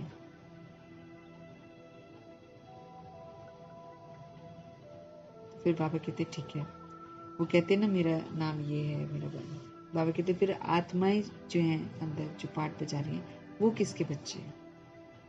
एक परमात्मा के। तो जरूर उनसे वर्षा मिलता होगा ना। वो फिर बाबा कहते सर्वव्यापी कह देते हैं, लेकिन बाबा कहते सर्वव्यापी कैसे हो सकता है जब वो वर्षा देते हैं?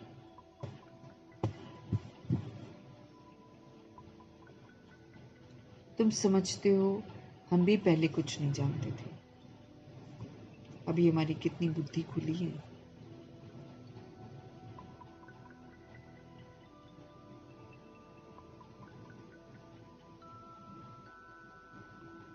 बाबा कहते हैं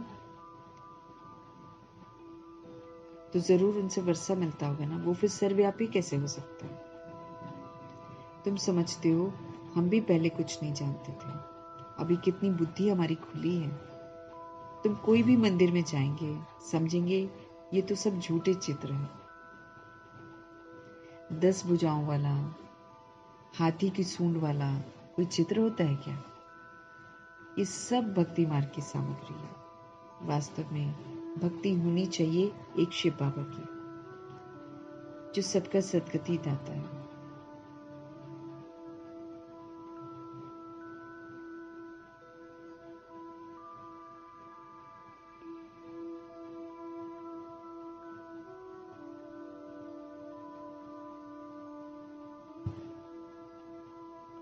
बाबा समझ दे रहे हैं हमको। ऊंच ते ऊंच बाप ही आकर सबकी सदगति करते हैं। वास्तव में बाबा कहते भक्ति किसकी होनी चाहिए? सिर्फ और सिर्फ एक शिव बाबा की होनी चाहिए, जो सबका सदगति दाता है। क्योंकि लोग सदगति के लिए, गति के लिए तो पूजा कर रहे होते हैं, मुक्ति के लिए। तो फिर किससे मिलती है? शिव पिता परमात्मा से ही तो मिलती है। तो भक्ति भी फिर किसकी होनी चाहिए? एक शिव बाबा की होनी चाहिए, कायदे से। तुम्हारी बुद्धि में है कि ये लक्ष्मी नारायण भी 84 जन्म लेते हैं, फिर ऊंच ते ऊंच बाप ही आकर सबकी सदगति करते हैं। उनसे बड़ा तो कोई है ही नहीं। ये ज्ञान की बातें तुम्हारे में भी नंबरवार ही धारण कर पाती हैं। आत्माएं धारणा नहीं कर सकते हैं तो फिर बाबा कहते बाकी फिर किस काम के हैं। कई तो अंधों की लाठी बनने के बदले अंधे बन जाते हैं। कई लोग बनना है अंधों की लाठी, मतलब बाबा ने हमको समझ दी है तो दूसरी सोल को समझ देनी है ना। ये नहीं कि उनकी जैसा बन जाना है हमको। अब हम, दुनिया तो विस्मृत है ना, अब वो विस्मृत वाली आत्मा तो विस्मृति ही वाला पार्ट बजाएगी। अगर हम उनके पास जाते हैं, उनसे मिलते हैं और उन्हीं जैसी बातें करने लग जाते हैं, फिर तो हम हो गए अंधे, है कि ना। तो बाबा बोलते हैं कई बच्चे तो ऐसे हैं, अंधों की लाठी बनना है कि उनको जागरूक करना है, सत्य से परिचित कराना है, तो वो तो करते नहीं है, जाकर उनके साथ जाकर और अंधे बन जाते हैं।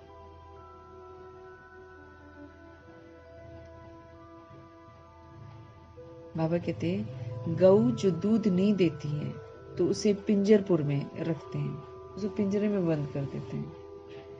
ये भी ज्ञान का दूध नहीं दे सकते हैं, ये भी ज्ञान का दूध नहीं दे सकते। बहुत है जो कुछ पुरुषार्थ ही नहीं करते, मतलब वो जो गाय दूध नहीं देती उसको फिर अलग कर देते होंगे ना, उसको फिर कूड़ा उड़ा खाने के लिए भी रख देते हैं कि कूड़ा खाओ तुम। रोटी नहीं देते, खाने को नहीं देते। ऐसा है मनुष्य, पहले पूरा उससे निचोड़ लेता है, फिर जब वो नहीं देती है तो ऐसे छोड़ देता है। इसलिए तो बाबा बोलते हैं जानवर से भी बदतर है मनुष्य, किसी को नहीं छोड़ता, उसकी भी चीज ले लेगा, उसकी भी चीज ले लेगा, उसकी भी चीज ले लेगा। इतना प्यासा भूखा रहता है, उसकी भूख ही नहीं मिटती, प्यास ही नहीं मिटती, दूसरों का भी हब करने में लगा रहेगा। तो बाबा कहते हैं धारणा नहीं कर सकते तो अंधों की लाठी बने। तो बाबा समझ देते हैं गऊ जो दुनिया में दूध नहीं देती है उसको पिंजरपुर में रखते हैं, ये भी ज्ञान का दूध नहीं दे सकते हैं। बहुत हैं जो कुछ पुरुषार्थ नहीं करते हैं, बहुत हैं जो कुछ भी पुरुषार्थ नहीं करते हैं, समझते ही नहीं है कि हम कुछ तो किसी का कल्याण करें, अपना करेंगे तभी तो दूसरे का कल्याण करेंगे ना। तो बाबा कहते कुछ तो ऐसे हैं न अपना कल्याण करते हैं न दूसरों का कल्याण करने के निमित्त बनते हैं। अपनी तकदीर का ख्याल ही नहीं रहता कि हम अपनी तकदीर खुद बना रहे हैं, हम अपनी जन्मपत्री खुद बना रहे हैं। कल पहले भी हमने जो जन्मपत्री बनाई थी वही जन्मपत्री हमारी अभी चल रही है। जो बाबा के बच्चे हैं ना, उनकी जन्मपत्री संगम युग में ही बनती है, समझ से बनती है, जब आत्मा खुद बनाती है और पूरे 84 जन्मों की जन्मपत्री बनाती है, तभी तो मिलती है भगवान से आकर। तो बाबा कहते हैं कुछ बच्चे तो बिल्कुल पुरुषार्थ नहीं करते हैं, समझते ही नहीं है कि हमको किसी का कल्याण करना है, अपनी तकदीर का भी ख्याल नहीं रहता है, बस जो कुछ मिला सो अच्छा। कई सोच से इसमें खुश हो जाते हैं।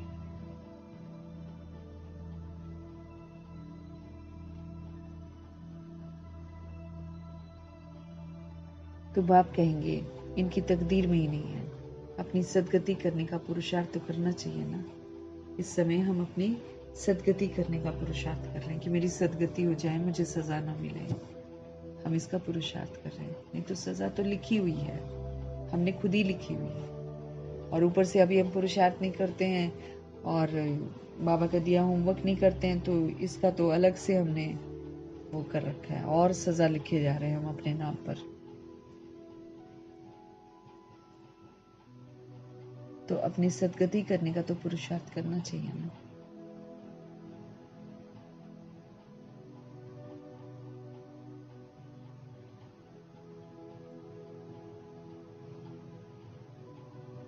तो बाबा क्या कह रहे हैं हमको कि अपनी सदगति करने का पुरुषार्थ तो करना चाहिए ना।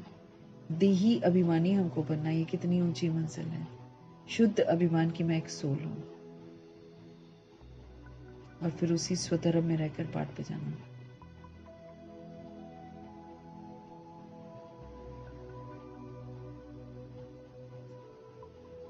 देही अभिमानी बनना है। बाप कितना ऊंचते ऊंच है, और आते देखो कैसे पतित दुनिया पतित शरीर में, ऊंचे ते ऊंचे हैं, लेकिन पतित दुनिया पतित शरीर में आते हैं। उनको बुलाते ही पतित दुनिया में है सब। जब रावण बिल्कुल ही भ्रष्ट कर देता है सबको, तब बाप आकर श्रेष्ठ बनाते हैं, क्योंकि बीच में आएंगे तो कोई सुनेगा नहीं उनकी बातें।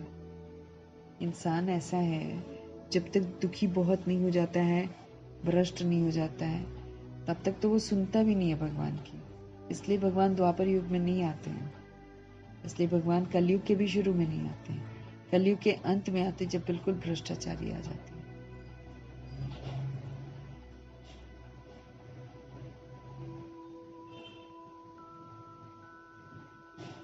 तो बाबा कह रहे हैं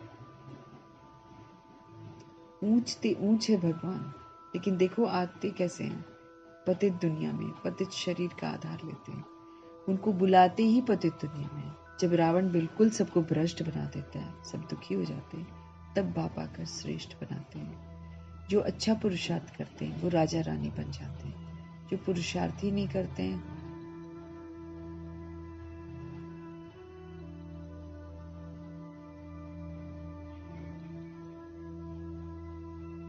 जो अच्छा पुरुषार्थ करते हैं वो फिर राजा रानी बन जाते हैं। जो पुरुषार्थ नहीं करते हैं वो फिर गरीब बन जाते हैं, प्रजा दास दासी ऐसे बनते हैं। तकदीर में नहीं है तो फिर तदबीर कर ही नहीं सकते।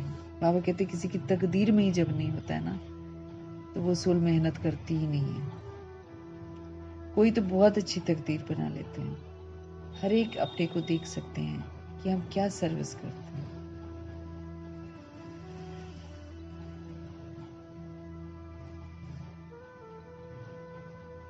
कोई तो बहुत अच्छी तकदीर बना लेते हैं, जैसे ब्रह्मा जी, है ना।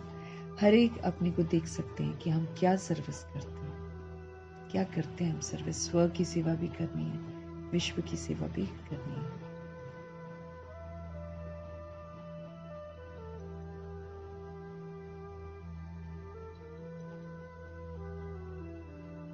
हर एक अपने को देख सकते हैं कि हम क्या सर्विस करते हैं। अच्छा, मीठे मीठे सिके लेते बच्चों प्रति माता पिता बाप दादा का याद प्यार और गुड मॉर्निंग। रूहानी बाप की रूहानी बच्चों को नमस्ते।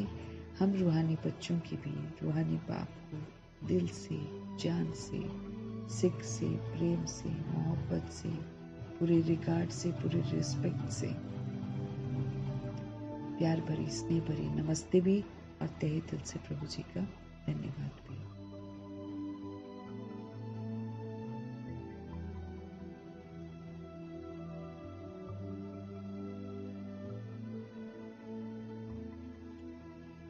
धारणा के लिए मुख्य सार बाबा क्या कह रहे हैं? रूप बसंत बनो, मतलब सोल कॉन्शियस बनकर सेवा करो। रूप बसंत बनकर मुख से सदैव रतन निकालना। हमें बहुत बहुत मीठा बनना है। कभी भी बाबा कहते पत्थर नहीं निकालने मुख से, है ना, पत्थर नहीं निकालने। गालियां, अपशब्द, बद्दुआएं, नेगेटिव, व्यर्थ, ये सारे क्या हो जाते हैं? पत्थर हो जाते हैं।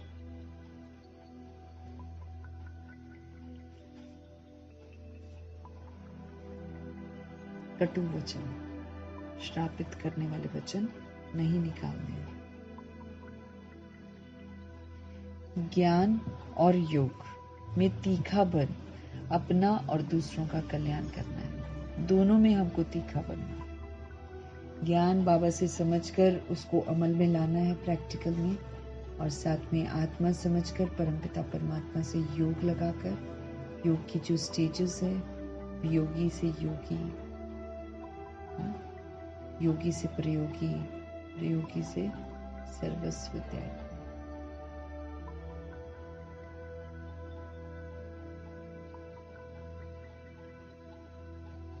तो ज्ञान और योग में तीखा बन अपना भी और दूसरों का भी हमको कल्याण करना है। अपनी ऊंच तकदीर बनाने का हमको पुरुषार्थ जरूर करना है। अपनी तकदीर को ऊंचा बनाना है। अंधों की हमको लाठी बनना है। जो अज्ञानता में है उनकी लाठी बनना, उनके साथ जाकर अंधा ही नहीं बन जाना। बाबा के नियम जो है उनका पालन करना है। लेकिन जब हम विस्मृत आत्मा के साथ जाते हैं ना, और हम अलर्ट नहीं रहते हैं, तो हम वो करने लग जाते हैं जो वो लोग करते हैं। तो हो गए ना हम अंधे। हम तो गए जगाने और उसने मेरे को सुला दिया। ऐसा भी होता है ना। इसलिए बाबा ध्यान खिंचवा रहे हैं कि भाई अंधों की लाठी बनना है ना। जो सोल्स अज्ञानता में है, जो सच्चाई से परिचित नहीं है, उनको सच्चाई से परिचित कराना है। उनके साथ अंधा नहीं बनना है। सतगुरु जी का आज का वरदान, त्रिस्मृति स्वरूप का तिलक धारण करने वाले संपूर्ण विजयी भव।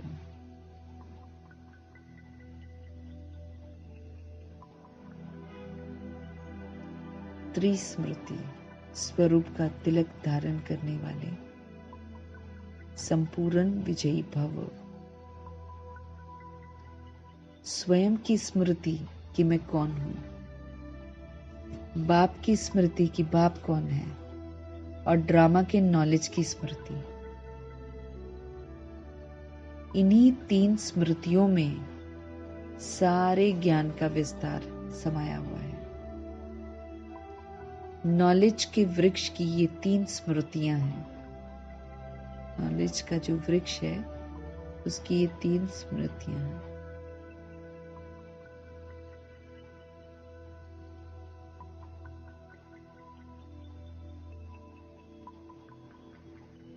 बाबा क्या कह रहे हैं?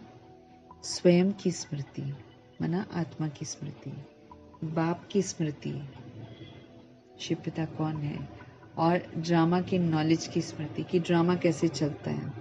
इन्हीं 3 स्मृतियों में सारे ज्ञान का विस्तार समाया हुआ है।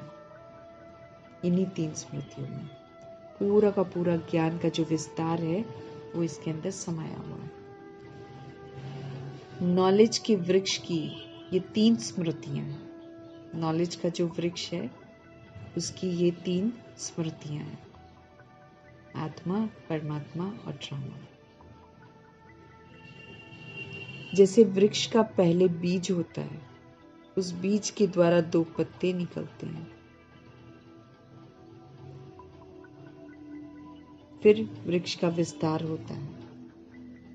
ऐसे मुख्य है बीज रूप की स्मृति, फिर 2 पत्ते अर्थात आत्मा और ड्रामा की सारी नॉलेज।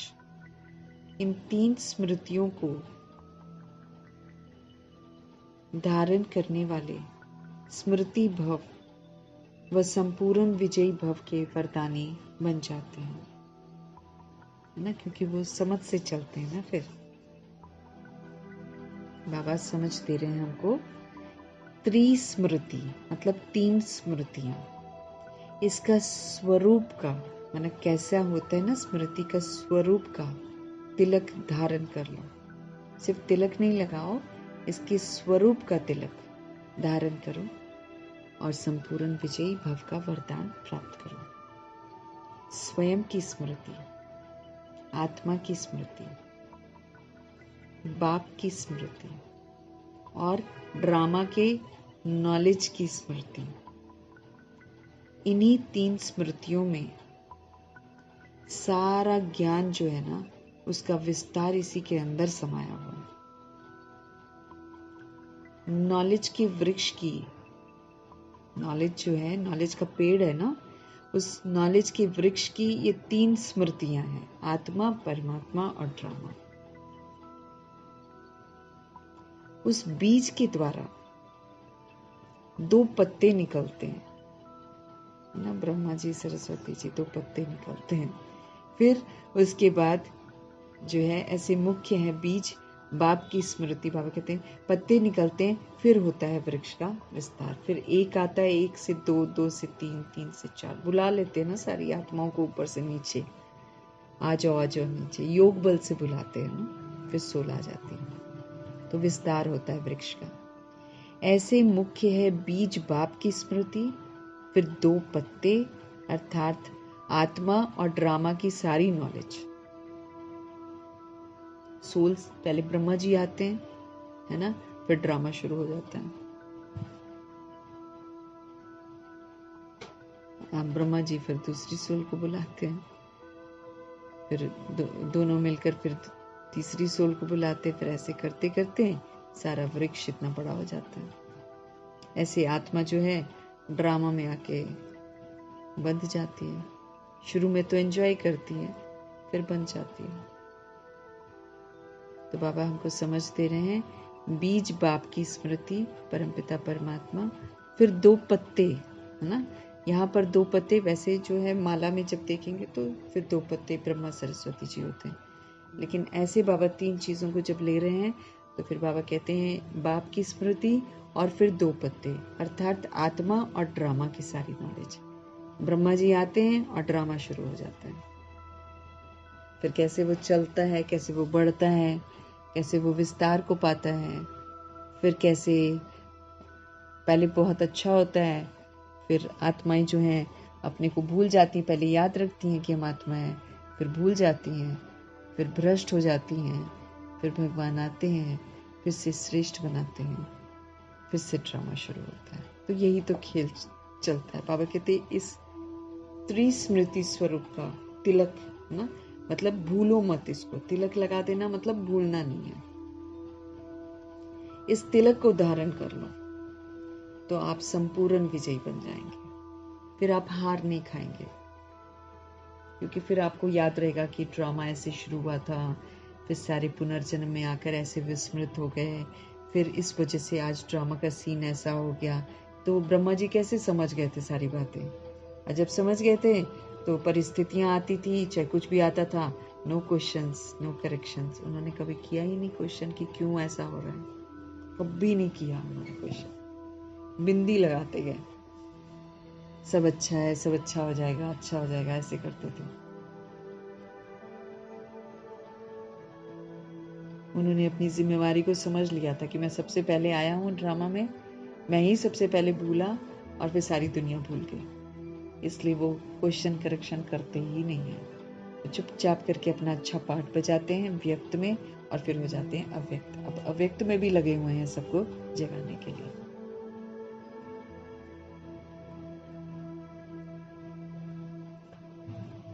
तो जो इस स्मृति का त्रिस्मृति स्वरूप बन जाता है, उसका तिलक धारण कर लेता है, वो फिर क्वेश्चन भी नहीं करता, करेक्शन भी नहीं करता, कोटेशन भी नहीं सुनाता, रिएक्ट भी नहीं करता, रिजेक्ट भी नहीं करता, एब्जॉर्ब भी नहीं करता, रिफ्लेक्ट भी नहीं करता, प्रभाव मुक्त रहता है, लगाव मुक्त रहता है, दबाव मुक्त रहता है, बिंदी बनता है। बिंदी लगाकर सब कुछ जो बाबा कहते जाते हैं बाबा की याद में रहता है, और फिर सारे जितने भी गुण हैं फिर से धारण करते हैं, फिर से सारी शक्तियां धारण करते हैं, सारे पेपरों को अचल अडोल रहकर पास करते हैं, हो गए विजयी। ड्रामा ड्रामा ही होता है ना, ड्रामा तो एक नाटक है, और ये नाटक खराब हुआ जब हम भूल गए। जब ये बात समझ में आ जाती है तो फिर शिकवे शिकायत खत्म हो जाती है। जैसे बाबा बोलते हैं, रोल को मत देखो, आप प्योर सोल को देखो और अपनी दृष्टि को प्योर बनाओ। नहीं तो हम कभी प्योर बन ही नहीं सकते। अगर हम रोल को देख लेंगे ना तो हम कभी भी प्योर बन ही नहीं सकते। रोल तो सबके टेढ़े बांके हो गए। लेकिन बाबा कहते रोल तो बच्चे विनाशी है, वो तो खत्म हो जाएगा। बच कौन जाएगी? आत्मा। आत्मा को जाना है वापस घर। ऊपर से वो किसी को लेकर नहीं आई थी, यहाँ आकर रोल प्ले करती है। जैसे वो ऊपर से कुछ नहीं लेकर आई थी, अशरीरी आई थी, सतोगुणी आई थी, ऐसे ही हमको नीचे से ऊपर जाना है, घर जाना है हमको। बहुत खेल लिया है ना। शरीर का माँ बाप शरीर के बच्चे को सारा समय खेलने देता है क्या? शाम होती है वापस घर लेकर आता है। अगर बच्चे जिद करते हैं, चिल्ला रही होती है मम्मियाँ, जो शरीर की माएँ हैं वो चिल्ला रही होती हैं, ऊपर आओ ऊपर आओ। बच्चे आना नहीं चाहते हैं। तो फिर जब बिल्कुल जिद्दी हो जाता है तो फिर जो शरीर का माँ बाप है वो नीचे जाता है और एक दो लगाता है और उसको ऊपर लेकर आता है। या तो प्यार से ले आएगा या मार के ले आएगा। और फिर जब मार के ले आएगा तो वो गंदा होता है, बच्चा बाहर खेल कर गंदा होता है, मिट्टी से खेलता है, गंदा होता है, तो उसको बाथरूम में ले जाकर साफ सुथरा करके दूसरे कपड़े पहनाकर फिर अंदर बिठाते हैं।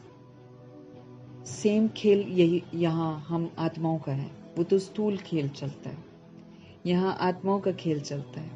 अब हम सूक्ष्म आत्माएं हैं, हम भी गंदी हो जाती हैं जब हमारी बुद्धि में देह अभिमान आता है, काम आता है, क्रोध आता है, लोभ आता है, मोह आता है, अहंकार आता है, ईर्ष्या द्वेष आता है। ये सारी क्या है? हमारे ऊपर मैल चढ़ती जाती है।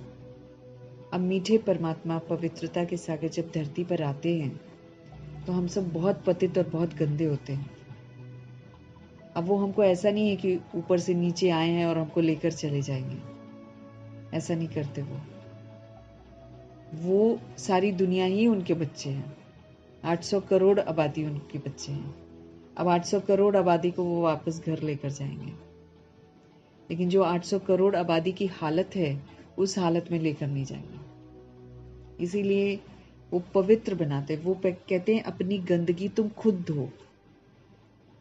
तुमने जो गंदगी अपनी बुद्धि में धारण करी है, तुम हो आत्मा, लेकिन तुमने देह समझने की जो गंदगी धारण की है और फिर देह समझकर उसका अभिमान करने की गंदगी जो धारण की है, जो तुमने रावण की मत पर चलकर इतने सारे विकार धारण किए हैं, वो सारे तुम यहाँ पर समझ से खत्म करो।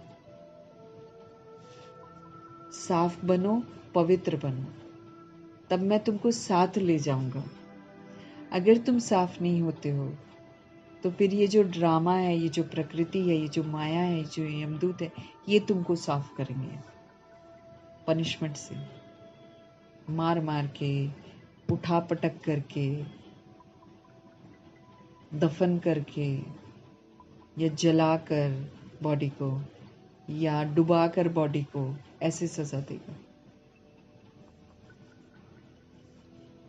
जिसने डूबने वाले काम किए होंगे वो डूबेगा। अब बहुत सारे लोग सी एनिमल्स खाते हैं ना। अभी क्या हुआ कि एक ब्यूटी क्वीन है, शायद कहीं की, पता नहीं कहाँ की है, लेकिन उसने ऑक्टोपस खाया था। और उसने खाने से पहले वो ऑक्टोपस का डिश जो लोगों ने पका के, मतलब रेस्टोरेंट में जो पका कर दिया था ना, उसकी फोटो खींची थी और फोटो उसने डाली थी। आजकल डाल देते हैं ना दिखाने के लिए लोगों को, और लोग देखते हैं। तो उसने ऑक्टोपस वाला डिश खाया और ऑक्टोपस खा के मर गई।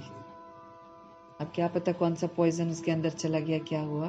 खाते तो पहले भी थी, लेकिन उस दिन जिस दिन तस्वीर उसने डाली और खाया और मर गई।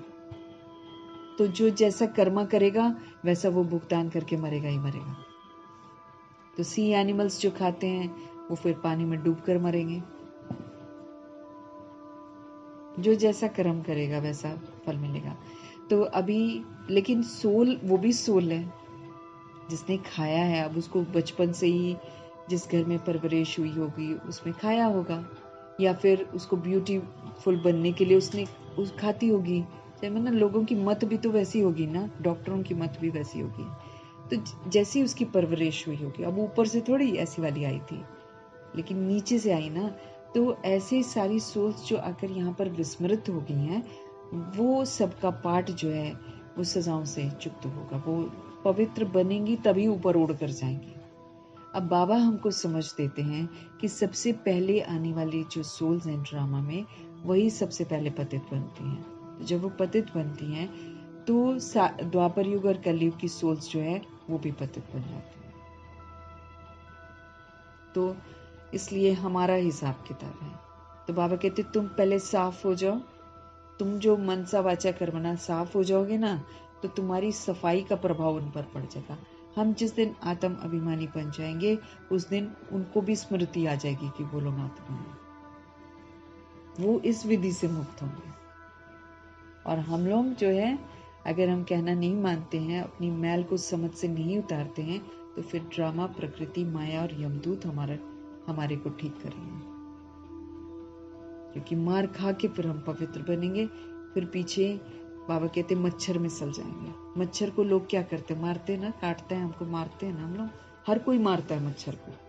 बस ऐसे ही जो सोल अपने आप को सुधारेगी नहीं, उसको ड्रामा की मार पड़ेगी, उसको प्रकृति की मार पड़ेगी, उसको माया की मार पड़ेगी, उसको यमदूत की मार, चारों तरफ से मार खाएगी वो। फिर जाकर रियलाइज करेगी कि हाँ मैं आत्मा हूँ।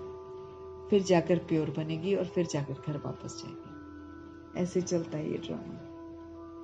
बाबा कहते हैं इन 3 स्मृतियों के स्वरूप का आप तिलक धारण कर लो तो आप संपूर्ण विजयी बन जाएंगे। फिर आप कहीं भी प्रभाव लगाओ दबाव में आएंगे नहीं और आप विजय प्राप्त कर लेंगे। तो इन 3 स्मृतियों को धारण करने वाले स्मृति भव व संपूर्ण विजयी भव के वरदानी बन जाते हैं। फिर उनको वरदान मिल जाता है। फिर वो 2500 वर्ष स्मृति स्वरूप रहती है, मतलब आत्मिक स्मृति में रहती है। स्मृति भव और संपूर्ण विजय, फिर वो सोल संपूर्ण विजय बनती है, वरदानी बन जाते हैं। स्लोगन है, बाबा कहते हैं अब दुख, संकट, परिस्थितियां, पेपर, हर तरह की चीज हमारी जिंदगी में आती है, लेकिन बाबा क्या बोलते हैं, प्राप्तियों को सदा सामने रखो तो कमजोरियां सहज ही समाप्त हो जाएंगी। कि हमको भगवान से मिल क्या रहा है, बाबा कहते हैं उसको सामने रखो। तो हमारे अंदर की जो कमी कमजोरियां ना, कि मुझे ये चाहिए, मुझे वो चाहिए, मुझे वो चाहिए, वो सारी कमजोरियां आराम से समाप्त हो जाएंगी। मिल क्या रहा है मुझे, तो दुनियावी कमजोरियां की ये होना चाहिए, ऐसा होना चाहिए, मुझको ये मिलना चाहिए, मेरा ये हो जाना चाहिए, ये कमजोरियां हैं आत्मा की। आत्मा बड़ी शक्तिशाली है, उसको कुछ भी नहीं चाहिए, वो भगवान का बच्चा है। लेकिन अभी देह के भान और अभिमान में आकर हम सब ऐसे हो गए कि हमको ये चाहिए, हमको वो चाहिए। तो बाबा कहते हैं आप प्राप्तियों को सदा सामने रखो ना, तो कमजोरियां कि मुझे ये चाहिए, ये चाहिए, सारी समाप्त हो जाएगी। हमको तो कुछ भी नहीं चाहिए, हमको तो सिर्फ शिव बाबा चाहिए, ऐसा होगा फिर। उसका सारा ध्यान फिर शिव बाबा में चले जाएगा, बाकी सारी चीजों में नहीं जाएगा, क्योंकि आत्मा को जो चाहिए वो शिव बाबा से ही मिलता है। देह की चीजें हमको संतुष्ट नहीं करती हैं।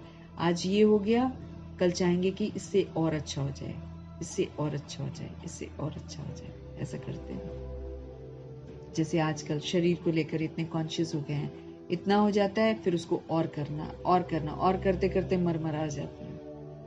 आजकल सोल्स ऐसे ही हो रही है ना। अव्यक्त इशारे, कंबाइंड रूप की स्मृति से सदा विजयी बनो। कंबाइंड है हम सब, है ना।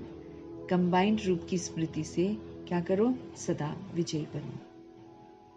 संगम युग पर ब्रह्मा कुमार ब्रह्मा कुमारी अकेले नहीं हो सकते। बाबा हमको ब्रह्मा कुमार ब्रह्मा कुमारी बनाते हैं, तो बाबा कहते संगम युग पर बाबा के बच्चे ब्रह्मा कुमार ब्रह्मा कुमारी अकेले नहीं हो सकते। सिर्फ बाप के साथ का अनुभव, कंबाइंडपन का अनुभव इमर्ज करो। बाबा कहते अकेले नहीं हो सकते। खामी कहाँ है, हमारे साइड में। तो बाबा कहते सिर्फ बाप के साथ का अनुभव, कंबाइंडपन का अनुभव, इसको इमर्ज करो। ऐसे नहीं कि बाप तो है ही मेरा, साथ है ही नहीं। साथ का प्रैक्टिकल अनुभव इमर्ज होना चाहिए। खाली बोलना नहीं है कि बाबा तो मेरे साथ है। वो फिर बोलते हैं ना, तो फिर वो अनुभव नहीं करते हैं, वो खाली बस ऐसे ही बोलते हैं और डरते भी रहते हैं। लेकिन बाबा कहते हैं इसका अनुभव करो, आप एक्सपीरियंस करो। ऐसे नहीं कि बाप तो है ही मेरा, साथ है ही नहीं। साथ का प्रैक्टिकल अनुभव मेरे को इमर्ज हो कि सच में बाबा मेरे साथ है। साथ का प्रैक्टिकल अनुभव जो है वो इमर्ज हो, तो ये माया का जो वार है ना, वो फिर वार नहीं होगा हम पर। और माया क्या करेगी, माया हार खा लेगी। तो ये माया का जो अटैक है, ये अटैक हम पर नहीं होगा। माया हार खा लेगी। सिर्फ घबराओ नहीं कि क्या हो गया, हिम्मत रखो, बाप के साथ को स्मृति में रखो, तो विजय आपका जन्म सिद्ध अधिकार है। संगम युग पर बाबा कहते हैं बाबा के बच्चे ब्रह्मा कुमार ब्रह्मा कुमारी अकेले नहीं हो सकते हैं। कंबाइंडपन का अनुभव इमर्ज करो। ऐसे नहीं कि बाप तो है ही मेरा, साथ उनका है ही नहीं। साथ का प्रैक्टिकल अनुभव इमर्ज हो, तो ये जो माया का अटैक है ये वार नहीं होगा। माया खुद हार खा लेगी। सिर्फ बाबा कहते आप घबराओ नहीं, क्या हो गया क्या हो गया, घबराओ नहीं, हिम्मत रखो, बाप के साथ को स्मृति में रखो।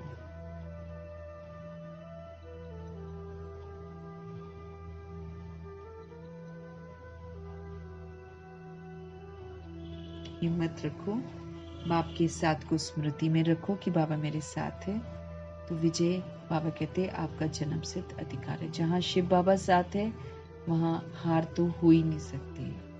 लेकिन बाबा कहते अनुभव करो, सिर्फ बोलो मत। मीठे परमात्मा जी का धन्यवाद करेंगे, ब्रह्मा माँ का धन्यवाद, जगदम्बा माँ का धन्यवाद, अष्ट रत्नों का धन्यवाद, नव ग्रहों का धन्यवाद, एडवांस पार्टी की सोल्स का धन्यवाद, 16,138 करोड़ आत्माओं में से बची हुई सभी आत्माओं का धन्यवाद, 5 तत्वों का धन्यवाद, ड्रामा का धन्यवाद, प्रकृति का धन्यवाद, माया का धन्यवाद, यमदूत का धन्यवाद, करोड़ों की आबादी का धन्यवाद।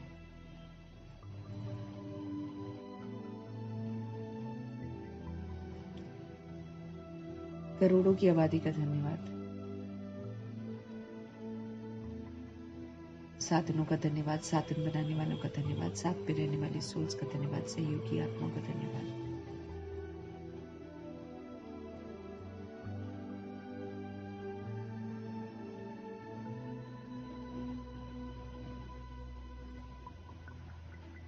अविनाशी खजानों का धन्यवाद, समय का बहुत धन्यवाद, अनमोल संगम के समय का धन्यवाद, शरीर रूपी इंस्ट्रूमेंट का धन्यवाद, पूरे यूनिवर्स का धन्यवाद। आप सभी आत्माओं का धन्यवाद और सृष्टि की मेहमान नवाजी का तहे दिल से धन्यवाद करेंगे, अपनी तरफ से भी करेंगे और विश्व की सभी आत्माओं की तरफ से भी हम धन्यवाद जरूर करेंगे कि सृष्टि कब से मेहमान नवाजी हम आत्माओं की कर रही है। एक एक चीज वो हमें जो देती है उसके लिए हम धन्यवाद करेंगे। धन्यवाद करते हुए ओम शांति।